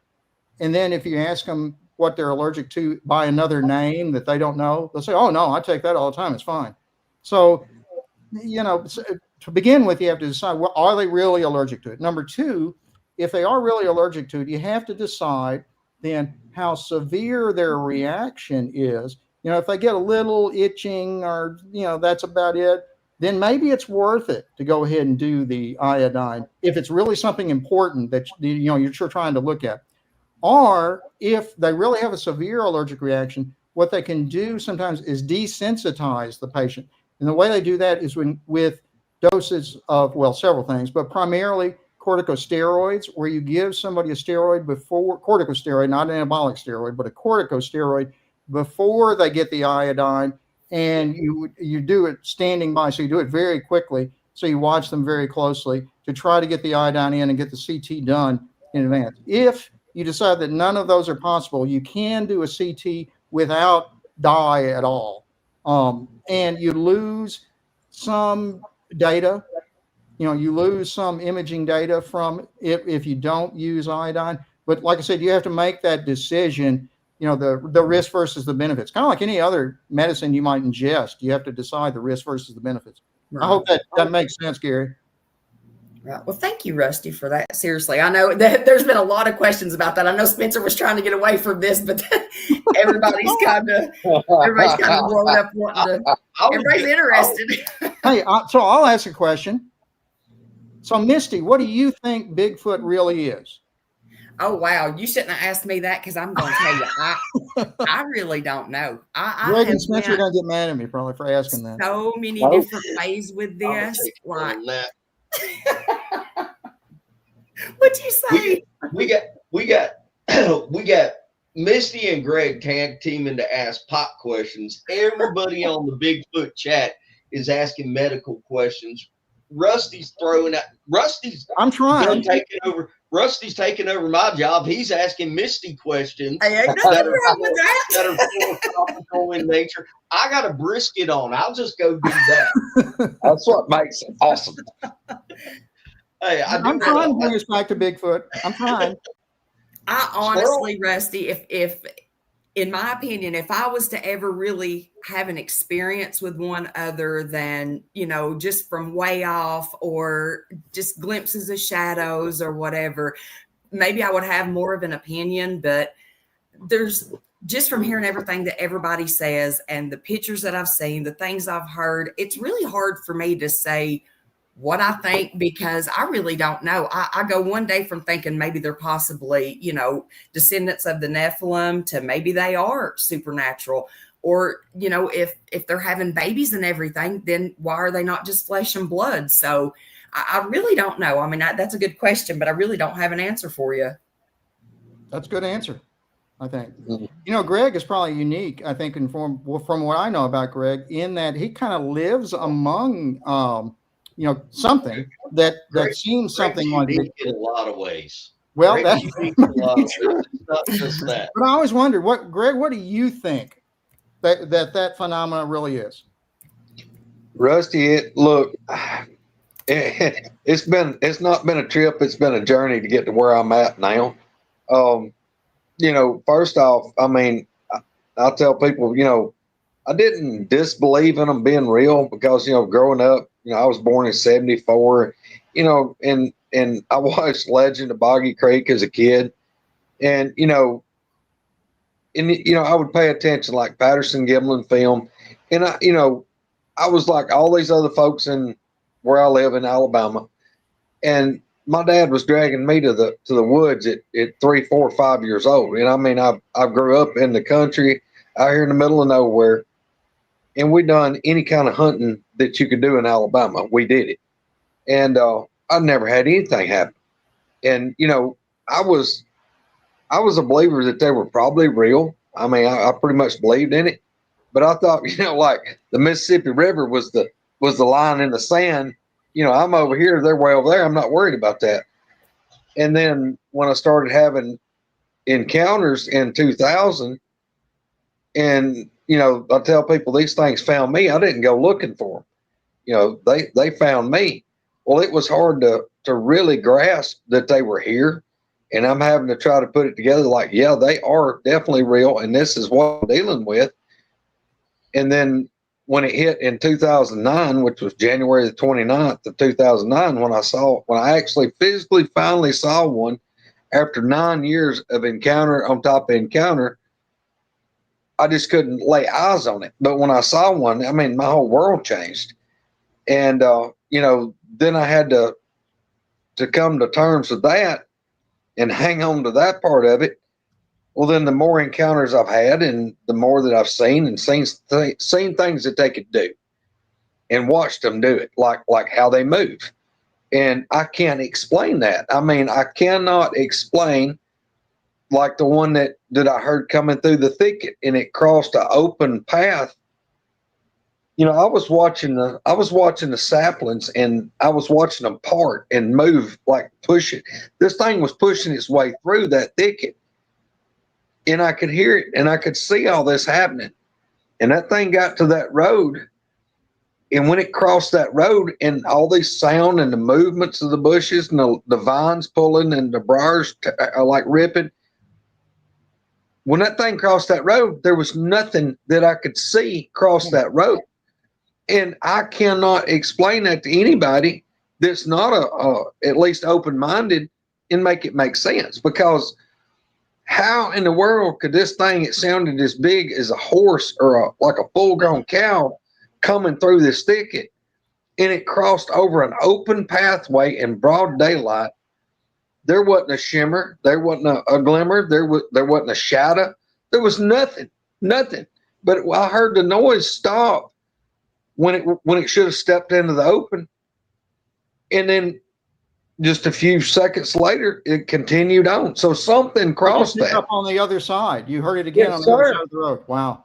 Yes, sir, and kept going. I mean, I heard it coming from over 100 yards, and it crossed that opening within about 30 or 35 yards. It crossed, and then all the noises and the bushes moving continued on. It was just like you had deleted the part where it crossed the road, and it kept going. I didn't blink. I was staring on this road like, I'm going to see it. It's going to step out. There it is. And when it got quiet, I guess for it to cross the road, in my mind, I'm thinking it stopped. It doesn't want to step out. And I'm focused watching. I'm looking down the top of a rifle scope, looking over it like, okay, it's fixing to cross. I'm not going to miss it. And my eyes are like wide open. I didn't blink, nothing. But that thing crossed that road, and there was nothing visible. And I've had other times when I've had these things growl at me. I've had them make noises. I've been in big hardwoods, and the thing was close. I'm talking about like should have been less than 20 feet.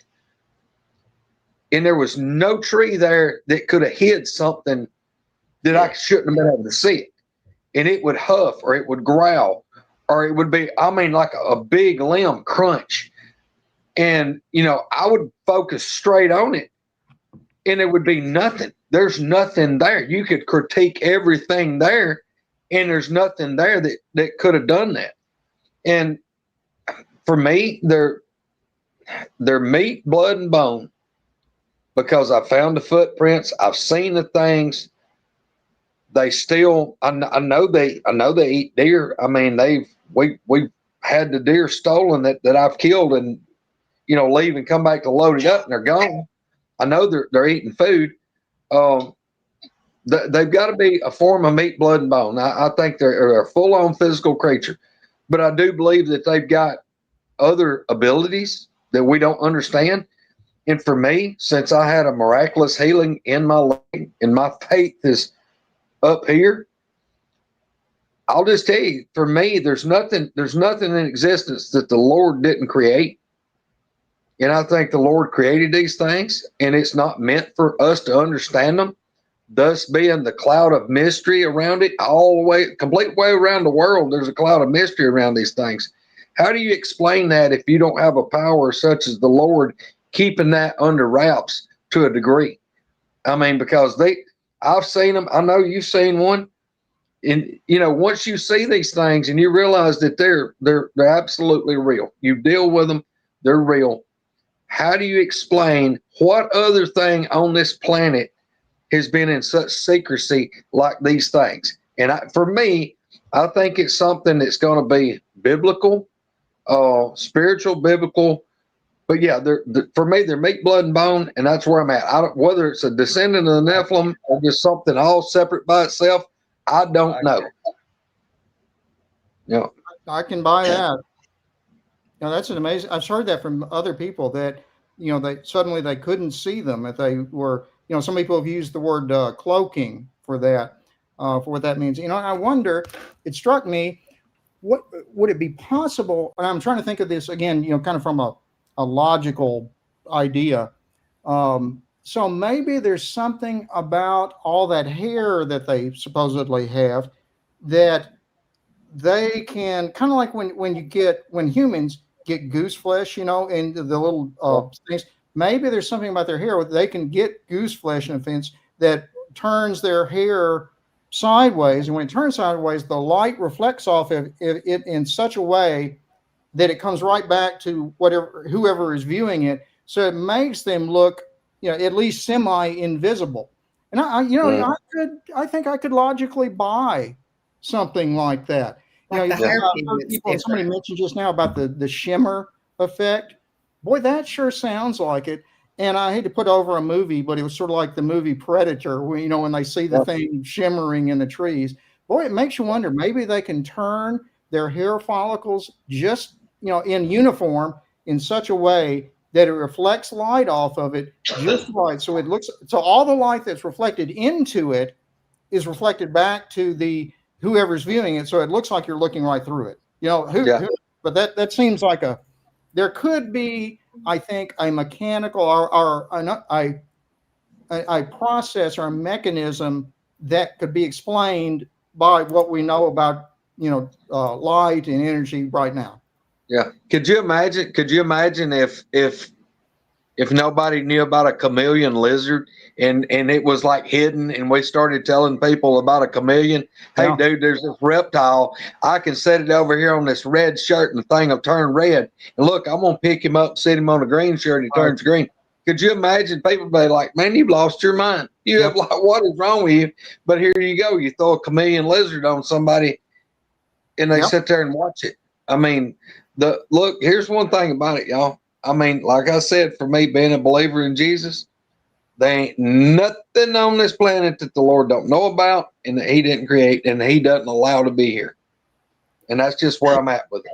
Well, if you are out in the woods and there's deer or bear or turkey or anything, you'll never know it. If it ain't moving or making a sound and it's standing completely still trying to, stay to where it's not being seen, you're not going to most of the time even realize there's something out there with you unless it either wants you to know or it makes a sound trying to leave or doesn't even realize you're there.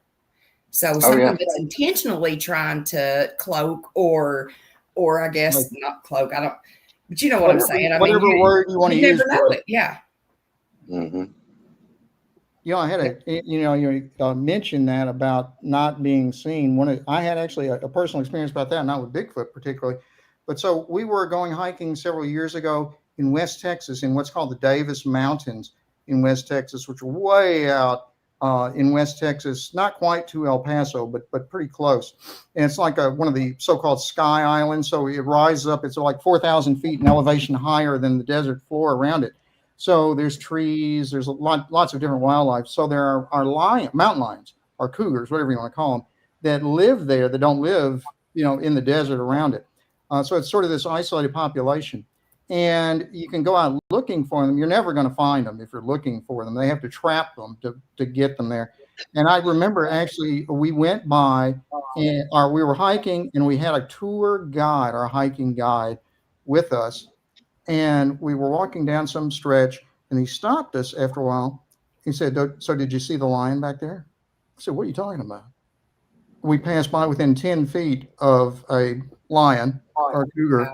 And you guys didn't see it. I saw it because I knew to look for it because I knew it might be here. So they absolutely can hide in plain sight. There certainly are animals on this planet that can hide in plain sight. So, could there be something that's even more efficient at hiding than that?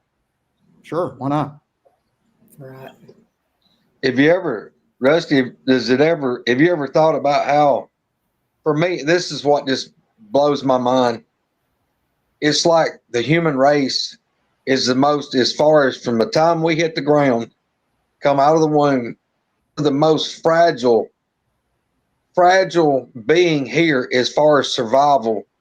If we had to just hit the ground and fend for ourselves, because you watch all these other animals be born in harsh conditions Right. and terrible. And I mean, look how long it takes a human to learn to crawl or to be able to hold their head up. Feed itself. Anything. Yes, exactly. You know, I grew up on a farm. You know, I'm watching goats and cows and horses and all this be born in just a matter of minutes. They're all wobbly legged, but they're standing. And you know, and then they go right. It's just ingrained in them to learn. You know, it's ingrained. They start nursing like immediately. Well, I mean, if you took a human and dropped them out like that, they die. They're done. It's survival of the fittest when you're in the wild. Yeah. You know, there's something to that. The way I like to think of it is, as a species, humans have traded that immediate self-sufficiency at birth, which is kind of what you're talking about, for the large brain that allows us to, you know, to think of, you know, in a more complex way than the animals do. And the problem with that is, if you have a large brain, that requires that you have to deplete or restrict some other part of the body, and when the baby's born, when an animal's born. So the way we do that, the way humans do that, is they put all of their energy into supporting the baby's brain in development and at birth, as opposed to the rest of their body. In contrast, most other animals do it just exactly the opposite. So we as a species have realized that it's more important to have, you know, brain power than it is to be able to survive at birth. But the downside of that is then your parents are responsible for you and have to take care of. They're tied to you, you know, to their infants, to their children, for however many years, you know, it takes them to become self-sufficient. So it's a trade-off, I think. So that's the way I look at it anyway. Man, it's amazing how bad we've regressed in the last 20 years. Shit, now a bunch of 40-year-olds can't take care of themselves. No kidding. You know, I'm reminded of some of that recently. You know, we've got a grandson now who is 18 months old, and we see him probably once, twice a month. He lives in New Orleans, so we go over there, which is why we go to New Orleans so much, partly why. So we see him, you know, every 2 weeks, every 3 weeks, something like that.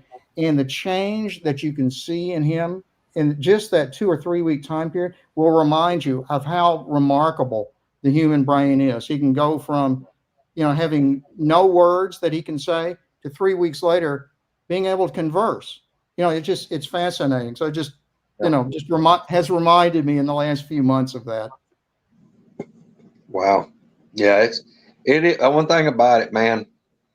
And like I said, the older I get, the more sentimental I get, the more I pay attention to things going on. And y'all, I'm telling you, I mean, I'm not a preacher. I'm a sinner like everybody else. But the Lord's work is in everything out here. If you look for it, you'll find it. I believe it. You know, what is DNA if not the Lord, in a sense? You know, that's what's created us all, or what holds all the knowledge to the creation of every living thing. You know, there's clearly, there must be some higher power that has the ability to harness that knowledge. Right. It's not us. No.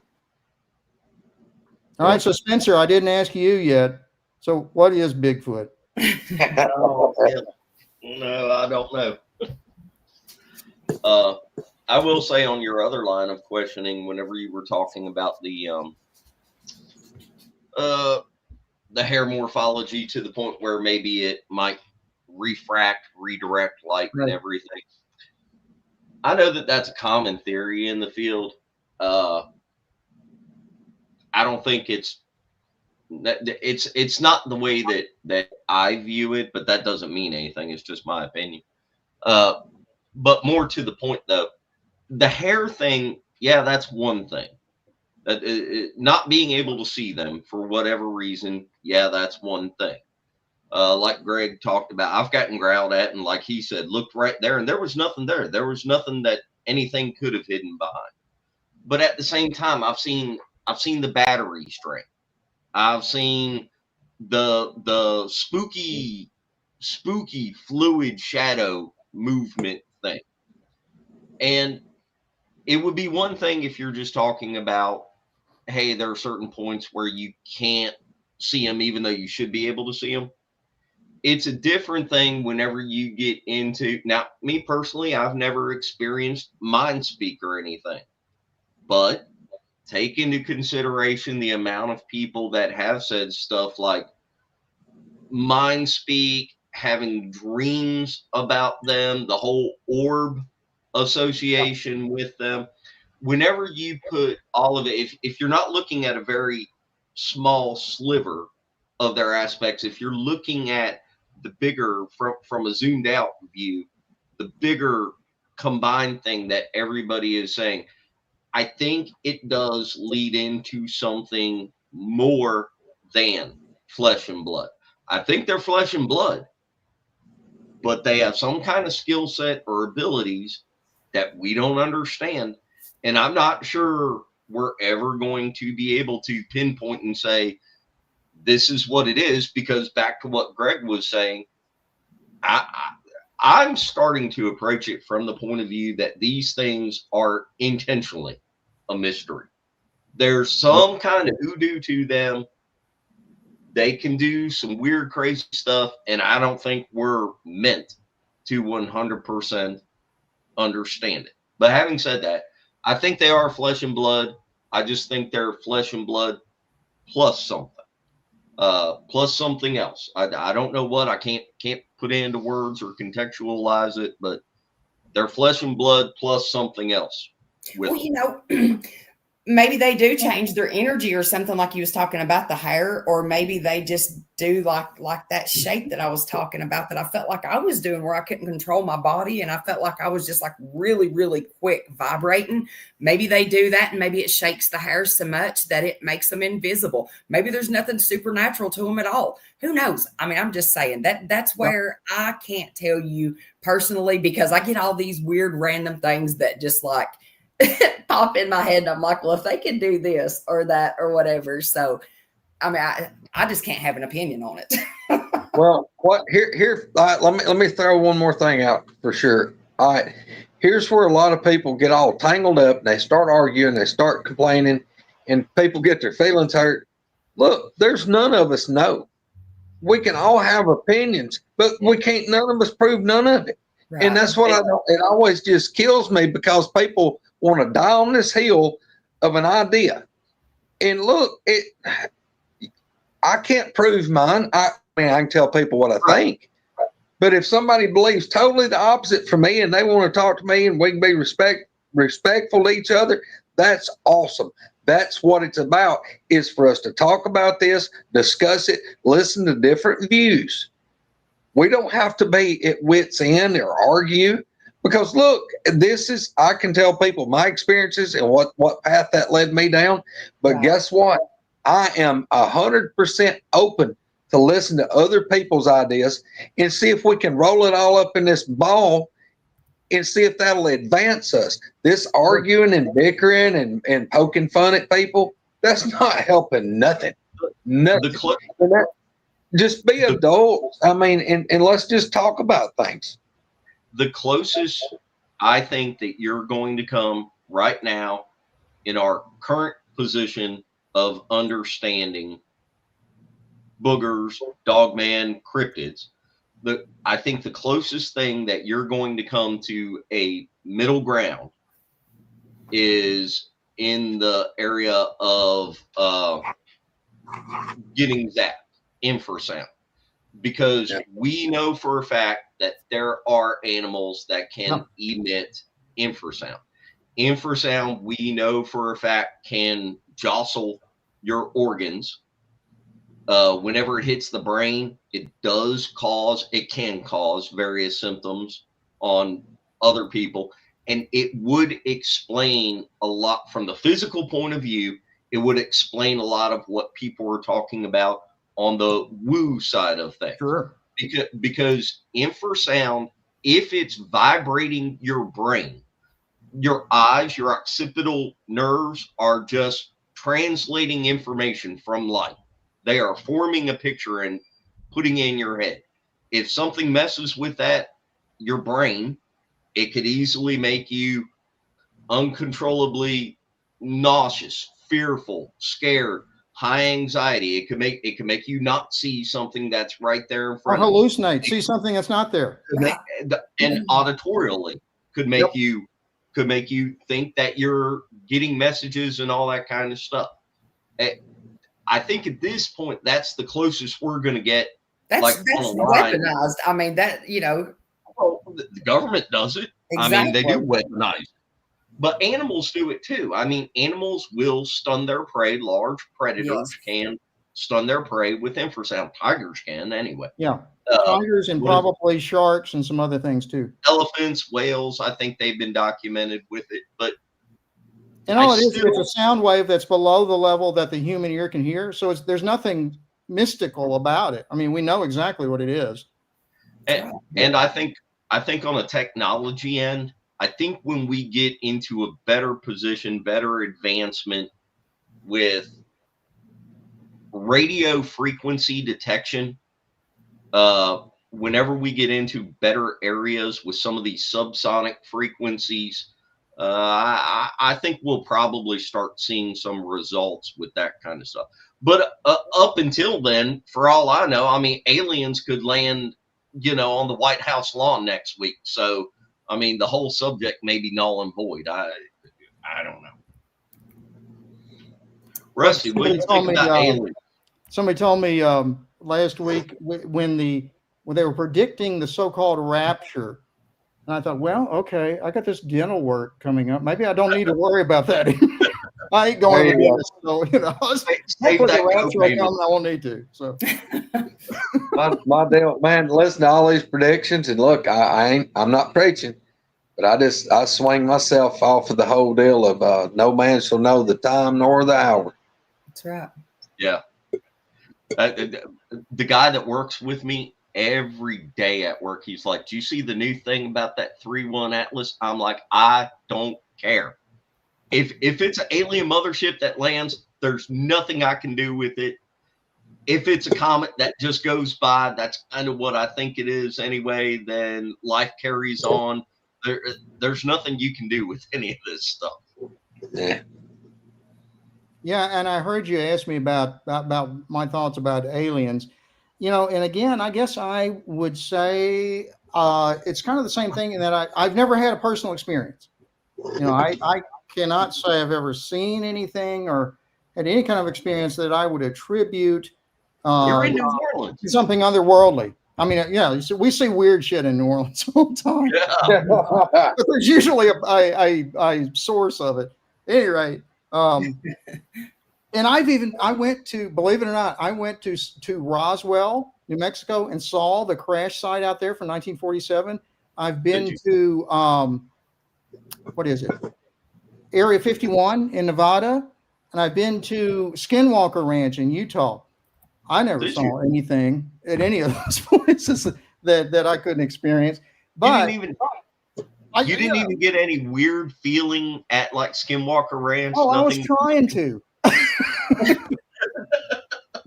My wife would laugh at me as she usually does. But I didn't. It just, and Skinwalker is kind of interesting. It's in the desert in Utah. It's right next to the Ute Indian Reservation, and it's a working ranch. They have cows and stuff. And I don't know. It just seemed like another ranch in the middle of desert like Utah. I don't know. I can't say that I experienced anything odd. Do you think that does bring up an interesting point that we talk about a lot with the whole cryptid subject, though?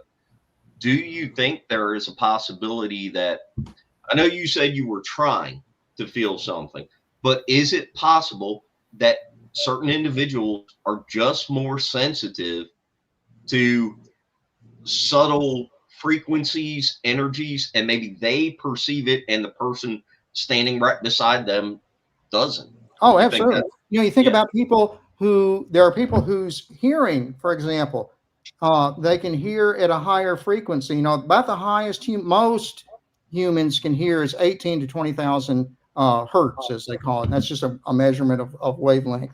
But there are people who can hear much higher than that, and they can tell. You can document that for whatever reason, their ear is structured just differently enough that they can hear frequencies higher than most of us can hear. So why couldn't people feel energies that the rest of us wouldn't feel? I mean, we feel energy from the sun, we feel, energy from other sources, but maybe there's people who feel energies that most of us don't feel. I don't see whether, I think that's completely feasible. And also going back to something that you and Greg were discussing earlier, the sheer inadequateness of a Homo sapien being born right now. But compare that though, if the oldest scientific proof that we have right now is about 300 years or 300,000 years of, I think the latest human fossil is about 300,000 years. In 300,000 years, what abilities that originally were naturally with us have gone dormant because, use it or lose it, and we just our brains have advanced and our technology has advanced, so thus we've lost. I mean, it seems like a really rational argument if you think about it. Or even before that, if you think about, if you assume that we as humans were descendants from some earlier species, and I'm not that's not saying that we're descended from monkeys, right? I'm not trying to say that. But if we're descended from some earlier species, who's to know that earlier species before 300,000 years ago had those abilities? And when we lost whatever abilities those were, but we gained the ability of self-awareness, that's when we became human. Who knows? That certainly could have happened. It's interesting. There's no experts. No. Man. Well, we got Greg thinking about it now. Yeah. Hey, look, that's what it's about, man. Thinking. All about thinking. Yeah, somebody wrote in the chat, some humans can see infrared light. That's exactly right. If you have the right combination of rods and cones, and those are the cells on the retina, then you can see things that most of us can't see. And think about people who are colorblind. Those of us who are not colorblind can see things that they can't see. It certainly can happen. Eye color changes the way you see. Brown eyes, blue eyes, green eyes. The color of your eyes. I just watched something about that the other day about how back like cavemen or whatever, they all had brown eyes because they were out in the sun and they needed to be able to see and not get blinded. So the dark eye color made them be able to see better during the day, but it wasn't worth the crap at night. But people with blue eyes actually could see better at night, where when they would step outside in the sun, it would affect their eyes and they couldn't even hardly see. Right. And that makes sense. If the people if you're born near, or if you're descended from people who grew near the equator and have more sunshine more of the year, then you're going to have an evolutionary advantage if your eyes were darker and therefore are more protected from very hot or very bright sunlight. Whereas if you're in one of the extremes, north or south, where there's not as much direct sunlight, then you have an evolutionary advantage if you have better night vision. So that certainly makes sense. Well, Rusty, we are at 2 hours. We're going to have you come on another show just so you can answer everybody's medical stuff. Hey, sounds good. This was awesome. This was a really good show. I know we kind of went all over the place, but I mean, we could have went for hours and hours. This was really, really good. Thank you. I'll do one more thing before we go. So I've got on my Tulane Green Wave shirt. Tulane won again yesterday. This is the Angry Wave. This guy right here. So Tulane won again yesterday, 4-1. We're still in the race for the college football playoff. So that was my plug for Tulane. Go. Hey, wait. Before, go ahead, Greg. Spencer, yeah, look, he's got to come back, because when I throw this out there, you're going to have to make sure that this just don't go derailing the show. But Misty hadn't even thought about asking him about vampires in New Orleans. Oh, yeah. Oh, there's a whole nother, I thought about that. I've been sitting here trying to be quiet because there are so many different ways I could go with this show, the things that we could talk about and just go on forever. But Spencer tells me I have to kind of stay somewhat contained. I do. I tell you that. like you would freaking listen. I was going to ask him about Count Saint Germain, but Oh yeah, that's a great story. what was I going to say? Oh yeah, I got one for you though before you hop off here. Eric Clapton, SRV, Hendrix. Wait, come on, Mr. Guitarist, take a pick. Which one do you Hendrix. like? Jimi Hendrix is I knew number you were one, easily. Everybody goes with Hendrix. I'll tell you who my number two is, who you might not predict. Dwayne Allman. No. Wayne Allman. Wayne Allman is a good guitarist. Absolutely. He would Travis be my Tritt. number two. Travis Tritt is an excellent guitarist, often underrated. Me personally, Man, y'all do realize who or what Jimi Hendrix's reply was when he was asked what it was like to be the best guitarist in the world, right? Oh yeah, wait, He I said now it. forget. I know what you're talking about. Clapton. No, he said, I don't know. You'll have to go talk to Roy Clark. Yes, Roy that's Clark. what it was. I couldn't remember who it was he said that about. I thought he said at one point he said something referencing Clapton because they had that kind of feud going on back then. Right. Now, me personally, I'm a Clapton person, so a lot of my stuff is, I it's would have based put off. him third or fourth. It's based off what I mean. If I could play like anybody, I'd play like Zach Wild, but that shit ain't never gonna happen. Anyway, Oh, Keith Urban. He's my favorite country guitarist now. Ugh. Have you ever heard Keith Urban? Boy, I mean, you might not like Yeah. his songs, but he can play. He's got it. Stop. We gotta end the show now before this goes any worse. Next thing you're gonna tell me that you like Alabama white sauce on your barbecue. Hey, Go away, Rusty. Man. No. Man. I'm in Memphis Man. now. We just had Memphis barbecue yesterday. Have you ever had the ribs from Rendezvous? Yeah, many times. Are they that good? Yeah, they're really, really good. My favorite, I like the ribs, but honestly, my favorite Memphis barbecue is chopped shoulder. Just chop it up I've into heard of pieces and use it on a sandwich or use it on a plate, something like that. Some people like the ribs better, though. We always pull it down here. We don't ever chop it, but It's so cool. In a lot of places in Memphis, you go to get barbecue, and all five of your senses are exploited in this. You go in, you smell it first, because you can smell the wood smoke from the barbecue pit and so forth. Then, obviously, you can taste it, you can touch it, and it has a distinct texture because the outside's crunchy, but the inside is soft. So you can feel it.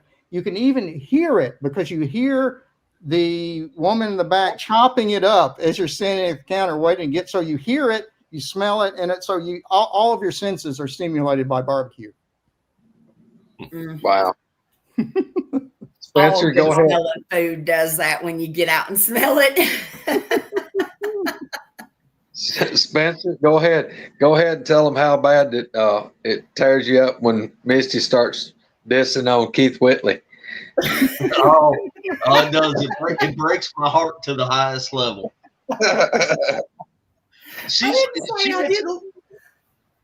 can't help it. I said I didn't say I didn't like Keith Whitley. I just like giving you crap about it. I made a comment one time 2 years ago that I didn't say it was my favorite song or anything. It was just in the background. I said, currently listening to The Judds, Why Not Me? Because it just rolled on. And Greg has not let that shit go for 2 years. He brings up stuff talking about how bad the Judds suck all the time. And because he knows it messes with you. This is why I need to talk to the Voodoo Princess, because they do this stuff relentlessly. No, Rusty, don't let him lie. I need to talk to her. Look, I got a feeling that this lady's going to be friends. But you can ask her. Oh, all right, y'all. Rusty, thank you very much for doing the show. I appreciate it, brother. You're very welcome. Anytime. Been awesome. Awesome, man. We've been joking around, but this has been really great. Thank you. You're very welcome. Thanks for the opportunity to be here. It's like I said, I've come to respect you guys, and and I appreciate the honor, therefore, being asked to participate. So thank you very much. Well, we appreciate Oh, you coming. man. Thank you. I can't wait till we get back to another meet and greet, sit around the fire again. There you go. Spring Spring. of next year. Okay. I'll hold you to it. Spring of next We've year. been looking for a place instead of trying to do the same area. Oh, but and it's so for hard to find one everybody- big enough for everybody. Yeah. for everybody that sends us recommendations for a place to have a future meet and greet, please keep in mind a couple things.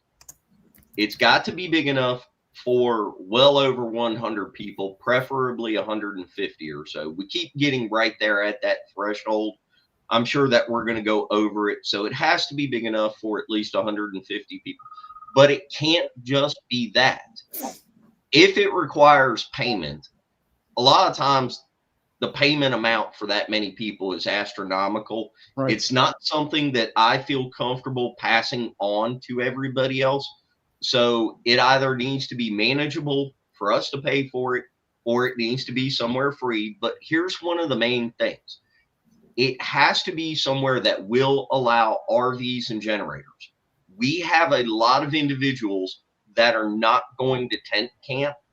It also has to be fairly close to areas where people can get hotel rooms or B&Bs or cabins or something like that. So just, if you know of a place, please recommend it and send it. But the tiny little private areas that are out in the woods for primitive camping only, those are not going to work for a multitude of You can only get, most of them are 20 to 25 people with just a few vehicles, and they're at least other than like the LBL, the only ones I've been able to find, you have to rent multiple, like he's talking about, you have to rent multiple sites, and they start out at $50 a site and go up to $100 a site. And we would have to have, depending on the amount of people, you would have to have 5 or 6 sites to be able to have room for everybody. So that's one reason too why we got to try to find someplace different, because it'll be $300 or $400 to get permits and to rent enough sites. It'd be more than that. We don't. Yeah. It probably would, and then most likely go ahead. We'll end up hitting LBL again, but that's still up in the air. I've been trying to find a place on the Gulf Coast that we could go to, and I have not been able to find anything that fits those parameters yet. Mm-hmm. It's just hard to find anything that big. Yeah. Spencer, there's a guy that watches us. He lives over here about 30 miles from me that I know. His name's Ron Alexander. But Ron does Civil War reenacting stuff, and he's like part of the Sons of Confederate Veterans. And they're doing a thing, I reckon this weekend. It's in Crossville. I guess that's Crossville, Tennessee, Crossville, Georgia. I think it's over here kind of like where Alabama, Georgia, and Tennessee all meet. And they're doing a reenactment. He sent me a bunch of pictures, and it's like a big field, and they have got a pile of people there for that Civil War stuff. And that's what he told me. He said, this guy, for me to contact him because he would rent it for us, for a meet and greet. And somewhere that we can pay to rent, like LBL is a prime example. We have control over who can come, which is a big deal whenever you get into the public side of things. Because what we don't want is to have 150 of us there and then have 50 or 60 outside people all scattered all around us while we're, because who knows what will happen. Yeah. Well, I mean, we're idiots in the first place, so a lot of dumb shit's gonna happen. But much less you get individuals banging on trees and doing whoops and stuff in the middle of the night. We really don't need the rest of the world to know how stupid we are. But anyway. All right, y'all. All right, I need to go. My wife just texted me and said, am I finished on the call yet? She's out by the pool. So I guess I need to go. Tell her thank you for letting us take you away from I will. while you guys are out. Yes. All right. Well, thank you, Rusty. We'll get you back on later. Appreciate everything. Everybody in the chat, thank you for being here. Everybody that watches, thank you. Love everyone. Y'all take care. pray for each other. Lord knows the world's going crazy. We'll see you next week. That's right. Y'all Big love, good. everybody. Go check out Rusty's channel, The Blues Doctor Yeah. Recommends. Doctor recommends.